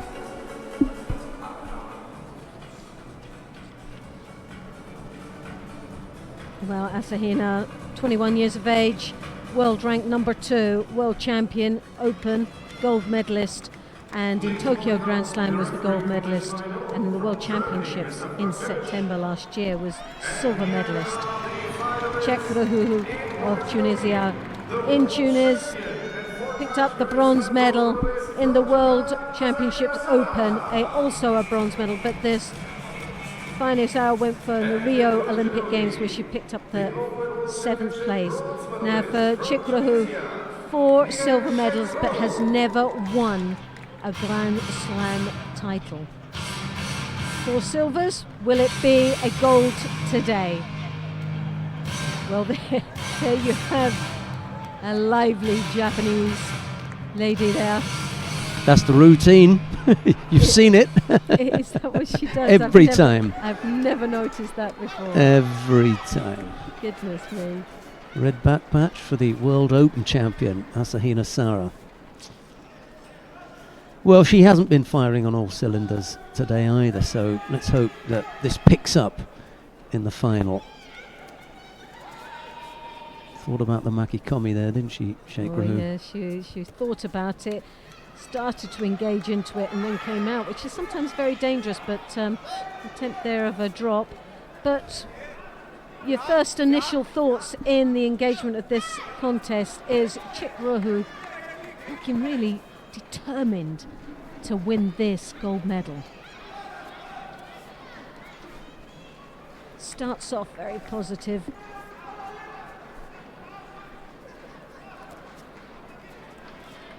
Asahina, very strong right lapel grip.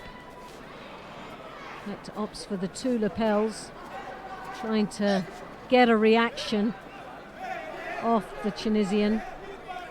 Both of them should be picking up a Shido. Well, only one gets it, and that's Chekrohu.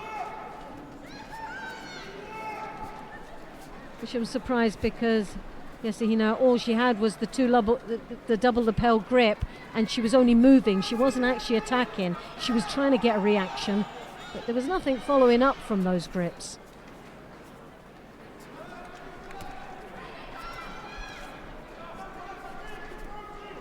Well, Chekrohu, 4 silver medals in a Grand Slam. Can she make it her first gold?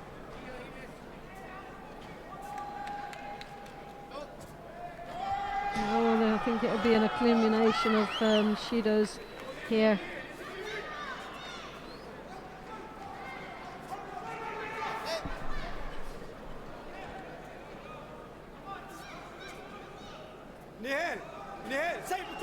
Well, 2 minutes and 20 seconds remaining in this contest.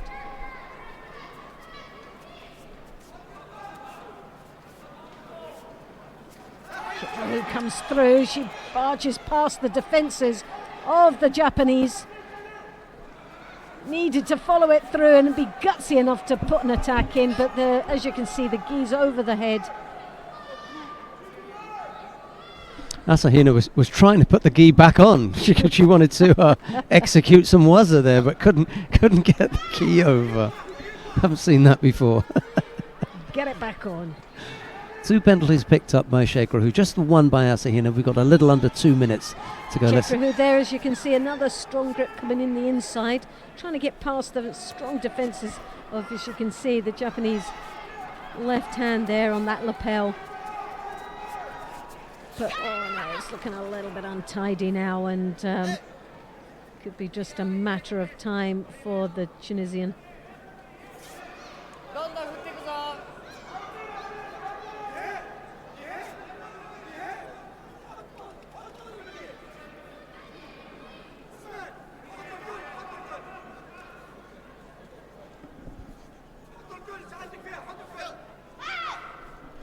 The referee's going to let it go a little bit longer. You would like to see this go with a score and rather than a penalty. Oh well, I don't think so, not today anyway. And there you have it, the third and final Shido goes to Sheikh Rahu. And the gold medal goes to Asahina of Japan.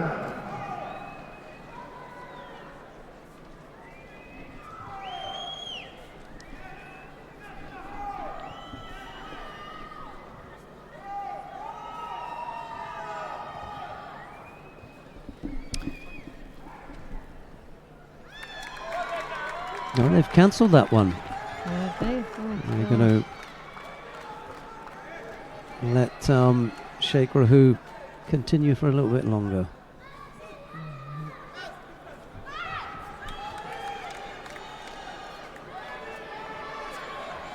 Well, could it be the fairy tale that Sheikh Rahu wants? Can she just come back knowing that she was almost out the door there? Is it the wake up that she needs? Desperate attempt there for a Makakomi.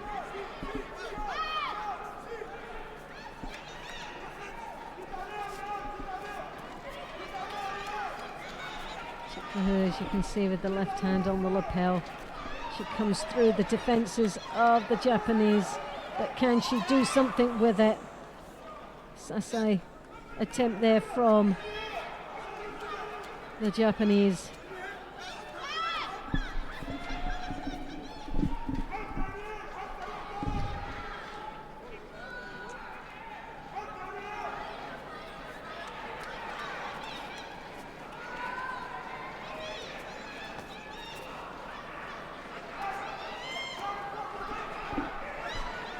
Another attack, but there's the jacket. She's trying to put the jacket back on her Tunisian opponent. Sheikh Rahu really needs to put an attack in here now. Oh, well, she was close. The hips were in a little bit deeper there.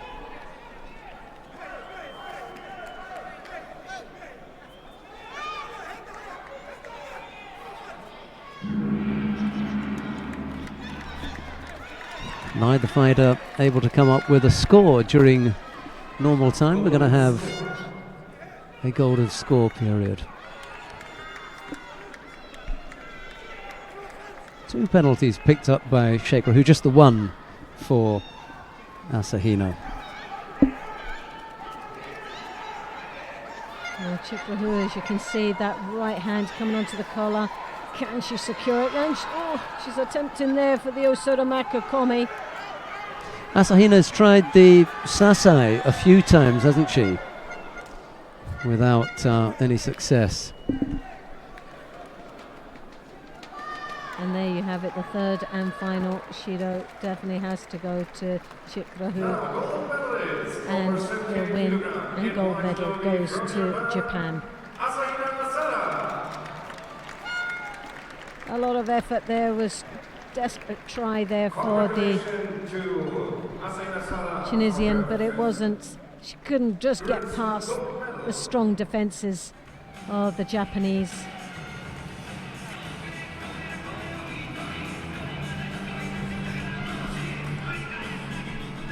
Let's see some highlight of this fight on the screen.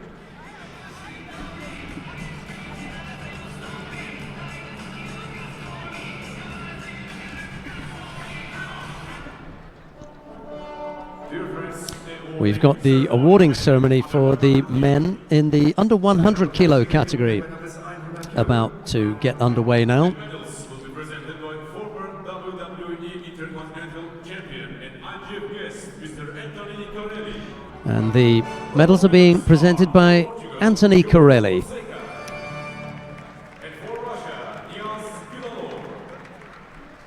The first of the bronze medals goes to Jorge Fonseca of Portugal and to Niaz Bilalov of Russia. Silver medal goes to Benjamin Fletcher of Ireland. The gold medal goes to Valam Lipatiliani of Georgia. Prize money will be presented by former national coach of the German Judo Federation. Das Preisgeld wird überreicht vom Ehrenbundestrainer des Deutschen Judo-Bundes, Herrn Hagnusson.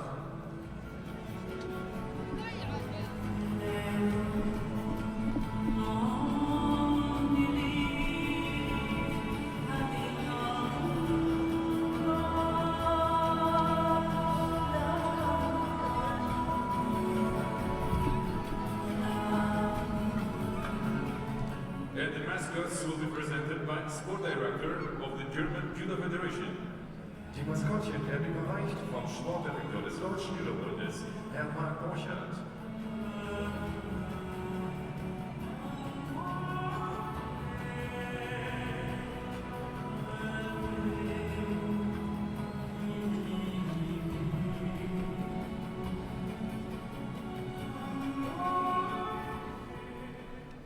Ladies and gentlemen, please rise for the national anthem of Georgia. Meine Damen und Herren, bitte erheben Sie sich zu Ehren der georgischen Nationalhymne.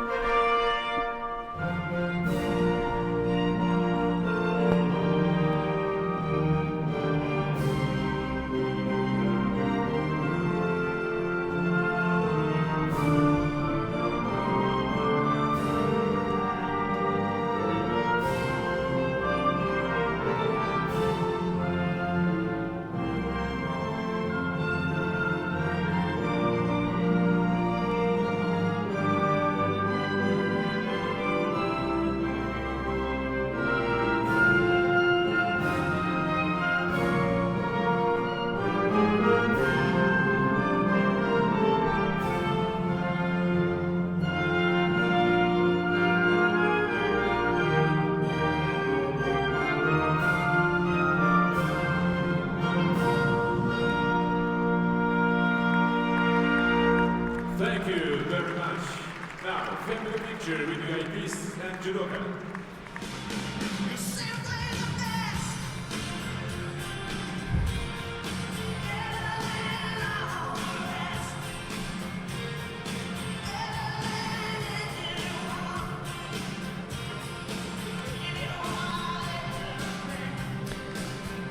Fonseca and Bilalov were the bronze medalists. Fletcher took the silver, but it was Valam Lipatiliani to take the gold.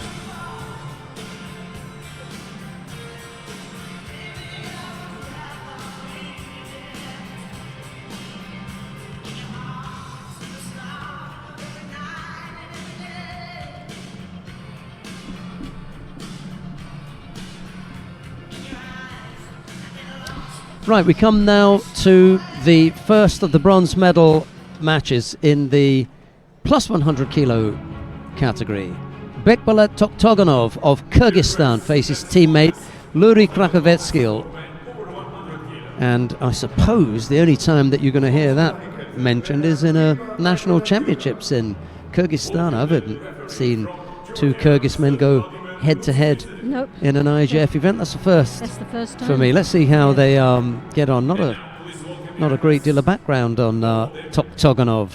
Other than he's 23 years of age, but obviously 2 years junior to his teammate, who's ranked number 11 in the world ranking in Tashkent, took a silver medal, and at the Asian Championships a bronze. Let's just sit back. Last year he got 5th place in Düsseldorf, So be looking to get one further.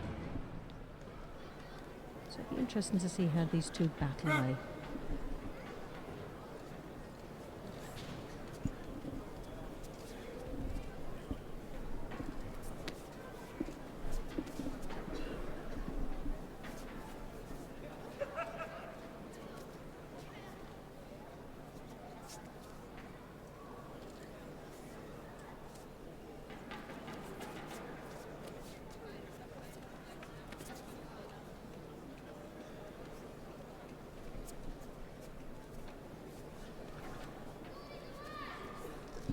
Well, Toganov there started off well, looked to be dominating as far as trying to control the pace of this contest.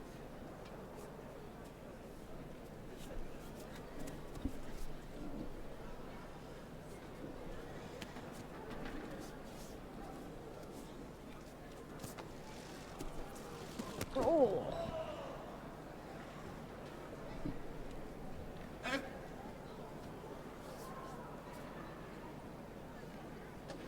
Well, on paper, Krakovetsky is the stronger of the two.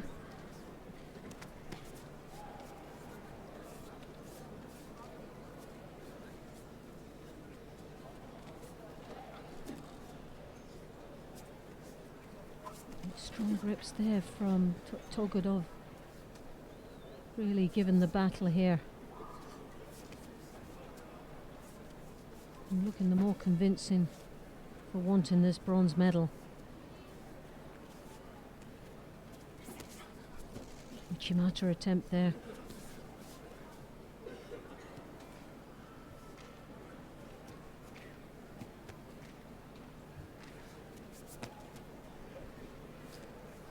Krakovetsky really still needs to try and come into play at this contest. At the moment, just seems to be White that's doing a little bit more of the work.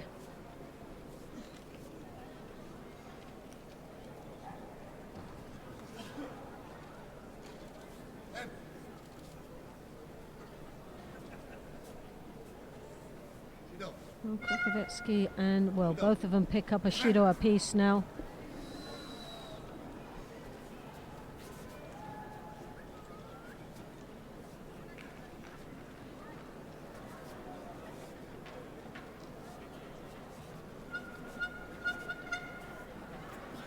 There's real silence here in the stadium. You could hear a pin drop.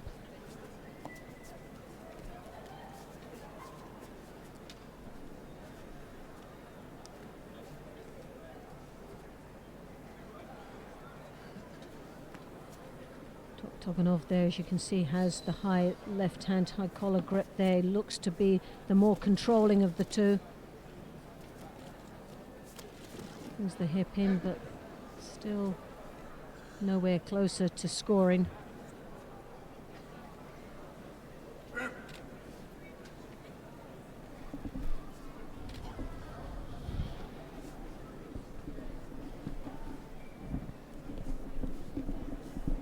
But it was always going to be a very tough match between these two. Both know each other so well. But Krakovetsky, on paper being the stronger, doesn't actually look the more determined out there. Still really to get started, in my opinion. Toganov really, as far as the grips, dominating the pace and the direction, but both picking up a Shido apiece. So it's 1-for-1 at the moment. Referee feels there's very little to divide them.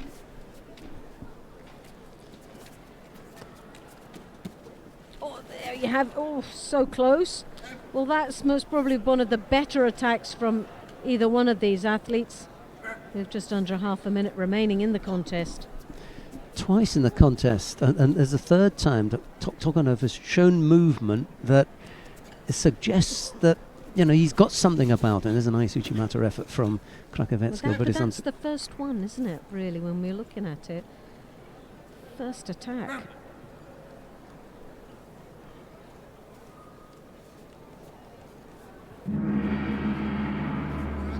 Well,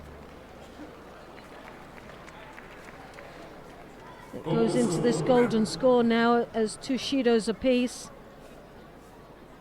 Toktoganov, for me, has been the one that's had the better grips and has controlled this match a little bit better. He's had a couple of more attacks, for me, the stronger of attacks and more of them.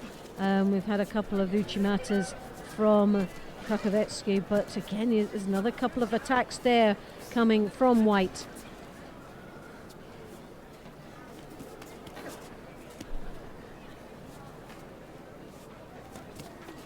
Again, look at the control that White has at this moment. And Krakowecki really still hasn't put even an attack in, not alone even a movement of, and showing any control in this contest.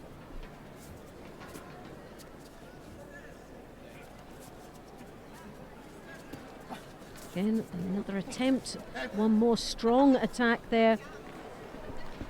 It's got to be now that the final Shido will be awarded. And I think Krakowecki will be the one that will be penalised.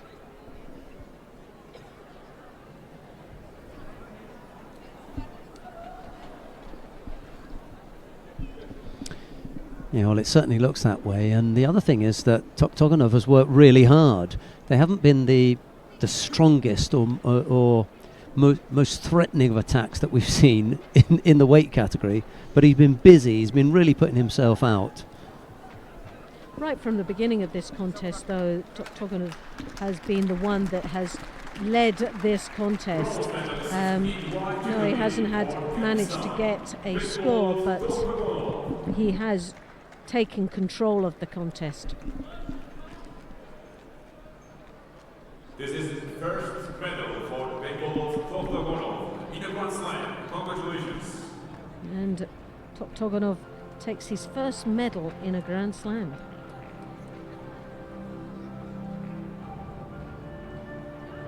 He has to block that effort, so that's why it can't be a false attack. And that was a good effort there. Right, we come to the second of the bronze medal contest in the plus 100 kilo category. Johannes Frey of Germany faces Andrei Volkov of Russia. It's Frey in the white judogi, Volkov in blue. Well, a massive difference of age, 21 to 31. The maturity goes to Volkov. As in 21, Frey 62 in the world ranking, 5th place in Düsseldorf last year. Junior European Championships, 2nd place against Volkov of Russia, 31 years of age, world rank number 18. A 7th place in Abu Dhabi. Hoyhot took a bronze medal.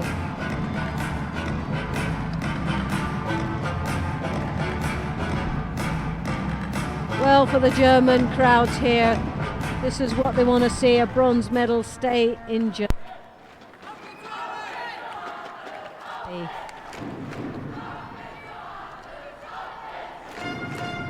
10 years senior, Volkov, a lot of experience and size. Looks incredibly bigger than his opponent just from that angle, but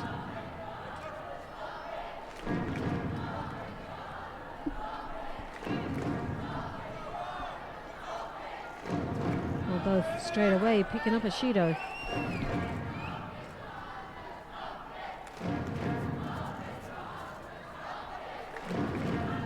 Well, the crowd has woken up and is encouraging Frey all the way.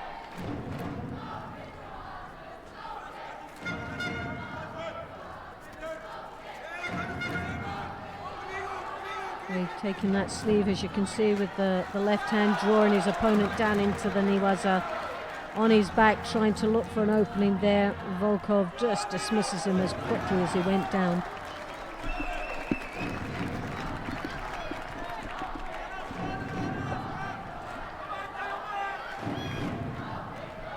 Frey, this is his 3rd competition in the plus 100 kilograms. Last year, track record in the under 100 kilograms.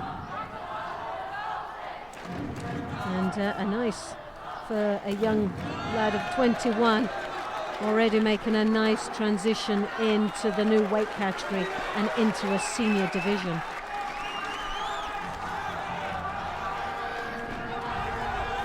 Volkov already accumulating 2 Shidos. One more would result in the Hansokumaki, and still 2.5 minutes remaining in this contest. This lively 21-year-old from Germany is really roughing up the 31-year-old from Russia. Needs to keep the space from his opponent, allowing the opportunity to work away and break up his opponent's defences.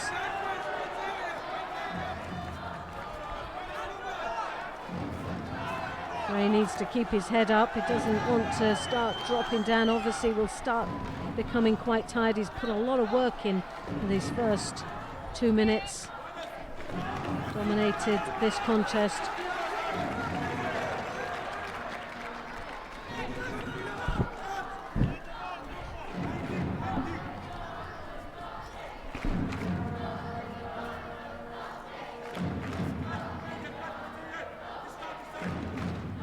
Very nice and upright there. It's the danger of that right arm going over the top of his shoulder that he's got to be careful of. 31-year-old has a lot of maturity under that belt and draws his opponent's head into his shoulder. Frey now looking a little bit uncomfortable there as he tries to back out and finds himself on the edge of the contest area with the head down. And there you have it, the Makokomi, and it's either one way or the other. You pick up a Shido or you actually get thrown for the Makokomi on that edge, and he's putting himself in that situation. So Frey needs to stay in the center of the contest area, creating space between him and his opponent. He's picked up that second Shido for that very thing of going into the edge and backing out.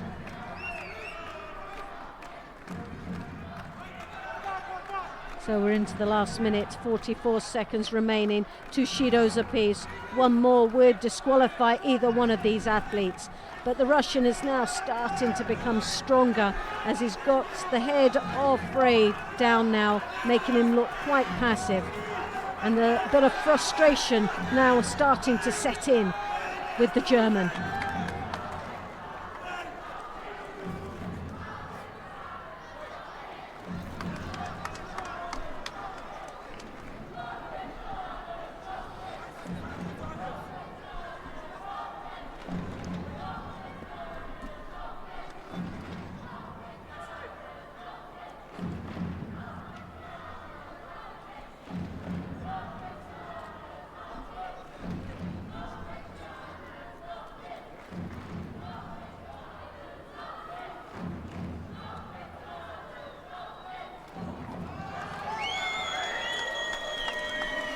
Well, there you have it, Frey, with the third and final, and it was on the cards. That strong grip from the Russian was a little bit too hard to handle there. And Volkov takes the bronze, the second bronze medal. This is Volkov's 5th Grand Slam medal. Congratulations. Well, you can see that he's glistening on his face, but even that contest didn't make him break sweat. No. Frey never really put him under any pressure, although he never put the German under a great deal of pressure. Neither of those two fighters brought enough to that contest. No, there wasn't enough spark in there. And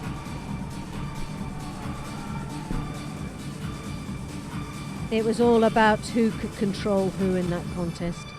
And we've seen that before, you know, that the fighter needs to bring that arm across. Don't leave it there hoping for the best.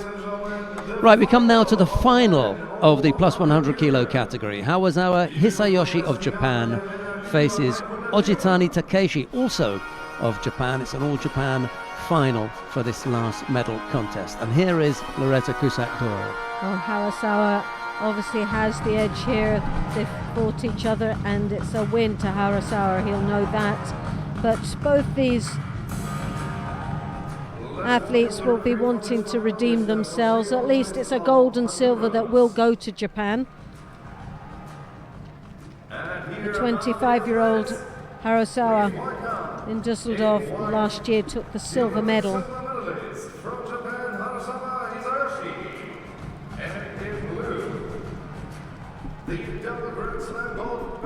Which was the last medal that was there for Harasawa from the Olympic Games in Rio. Najitani in Tokyo, 7th place.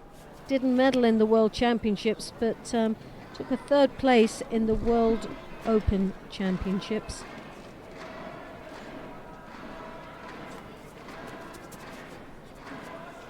Harasawa, world ranked 34 at this moment.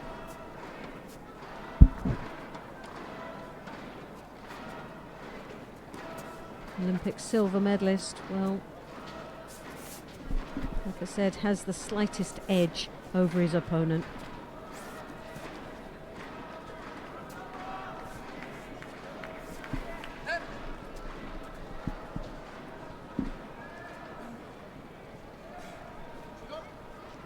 We're both picking up a Judo apiece right now in the first half a minute.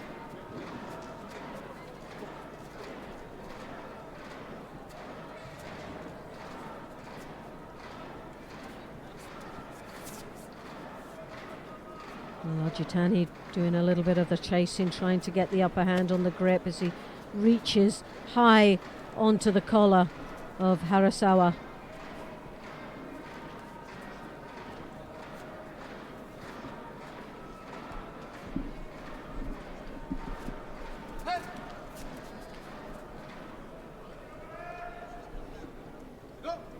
And again, another Judo apiece, and we're not even close to halfway now. 2.5 minutes remaining, 2 Judos each. One more would be the decider of the hand sokumaki.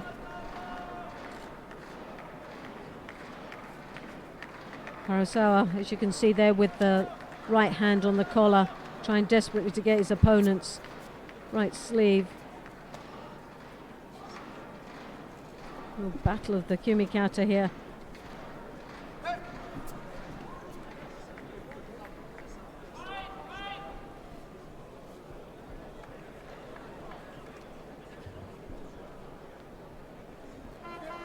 And there you have it, the 3rd and final Judo goes to... Right, it is a unique situation where both fighters... Ojitani doesn't know what's going on here. No. They really don't know what's going on. Neither fighter has demonstrated the desire to compete here. So the referee has said, okay, if you're not going to fight, you're both off. There will be no gold medal awarded in this contest. They'll both get silver. It's against the spirit of judo to turn up and not fight. So they've both been disqualified. You haven't come here to fight, off you go. That's it. That's the rule. To be honest, this is the first time I've actually seen it. And what's so sad about this, it's the anticlimax to what has been 3 days of judo.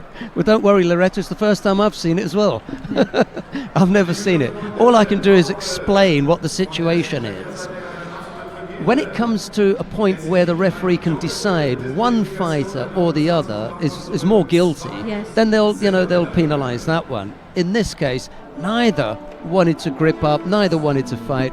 Okay, off it's you sad. go. It just leaves it a little bit flat, doesn't Absolutely. it? Absolutely. Last fight of the day, and it ends like that. So for me, it's the anticlimax. But we're going to have some high moments now, and that's to see the celebrations of the plus 78 kilo women. Right, the first of the bronze medals goes to Irina Kinzerska of Azerbaijan, and the second bronze medal goes to Kim Hao-yoon of the Republic of Korea. Silver medal goes to Nihal Chegrohu of Tunisia. But the gold medal goes to Asahina Sara of Japan. The prize money will be presented by Olympic champion and vice president of the German Olympic Committee. Das Preisgeld wird überreicht vom früheren Olympiasieger und Vizepräsidenten des Deutschen Olympischen Komitees, Herrn Ole Bischof.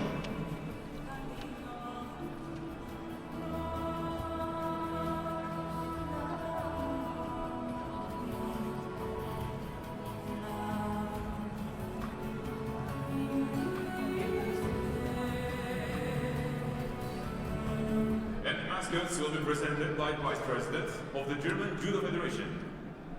Die Maskottchen werden überreicht vom Vizepräsidenten des Deutschen Judo-Bundes, Herrn Dietrich Schneider.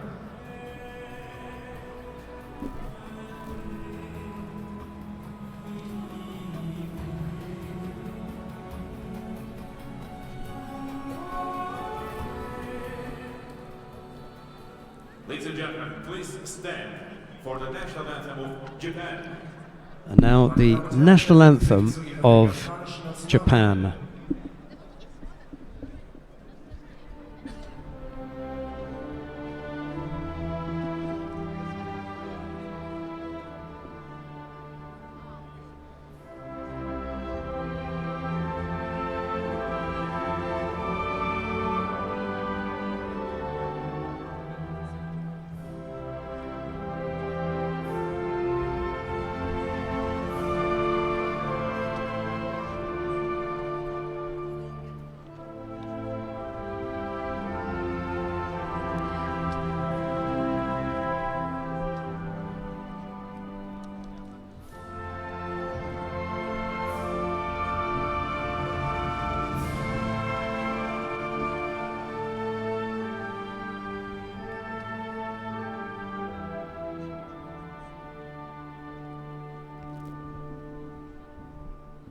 Thank you very much.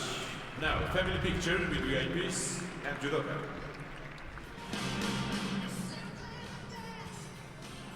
In wenigen Sekunden danach die nächste Siegerehrung.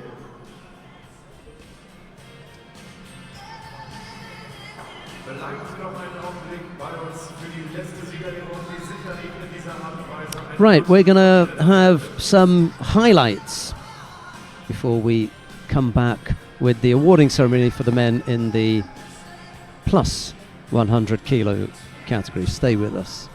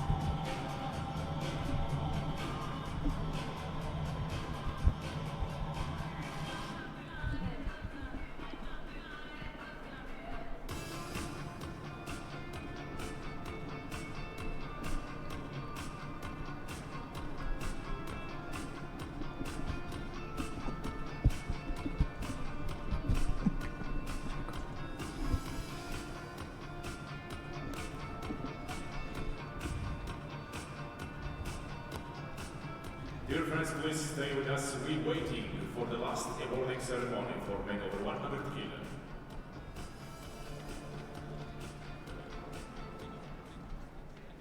Liebe Freunde, nur noch wenige Sekunden bis zur letzten Siegerehrung.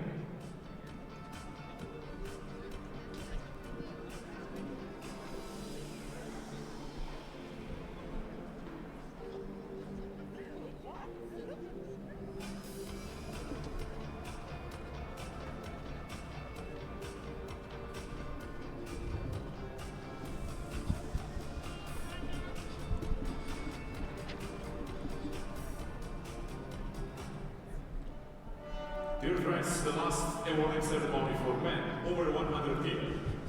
Meine Damen und Herren, die Siegerehrung der Männer über 100 Kilogramm. Right, we come now to the awarding ceremony for the men in the plus 100 kilo category. The medals are being presented by the president of the German Judo Federation, Peter Freser.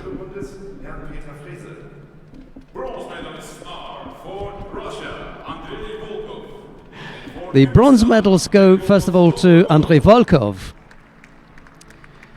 of Russia.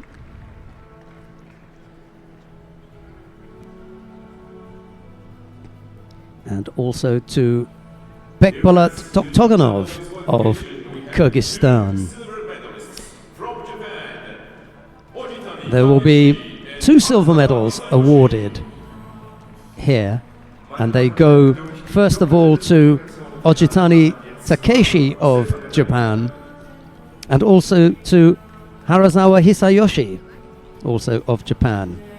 Ojitani looks seriously put out, doesn't he? Oh, it does. They don't look happy chappies, I can say that. Olympic champion and member of the He's still trying to work out what happened. There's a huge space there where the gold medalist would have been. However, it is, I think, a lesson learned here. These two didn't want to fight. They came out here when then within 2.5 minutes they'd had, 4 penalties between them. Where was the medal going to go? They weren't fighting. Where was the choice? They were both guilty in there of being passive, and the referee said, "Okay, well, Yeah, they've just had enough. you're not getting the medal." Neither one of them deserved to Yeah. be gold medalist. Now, had they gone one way or the other, I don't think they would have been disappointed. They said, "Oh well, that he got it on this occasion." But they're both standing there, almost shell-shocked. So let's have a picture. There's no anthem, and on you go. It's the first I've ever seen that. First I've witnessed this. Yeah, seriously So I penalised. must admit, I'm a bit shell-shocked by it all as well. I'm a little bit flattened by it, to be honest. Yeah. It's a sad moment. It really is. Well, You always like to hear a national anthem. You always like to see a gold medalist be awarded, but on this occasion, it's not to be. And solemn time. right, Volkov and Toktoganov took bronze medals. 2 silver medals were awarded there, and that brings us to a close of this year's, the first Grand Slam here in Düsseldorf. We look forward to your company next time when we are in Agadir for the next IGF World Tour tournament, the Grand Prix there. But from Loretta Cusack, Doyle and myself, it's bye-bye for now. Goodbye from me. Thank you.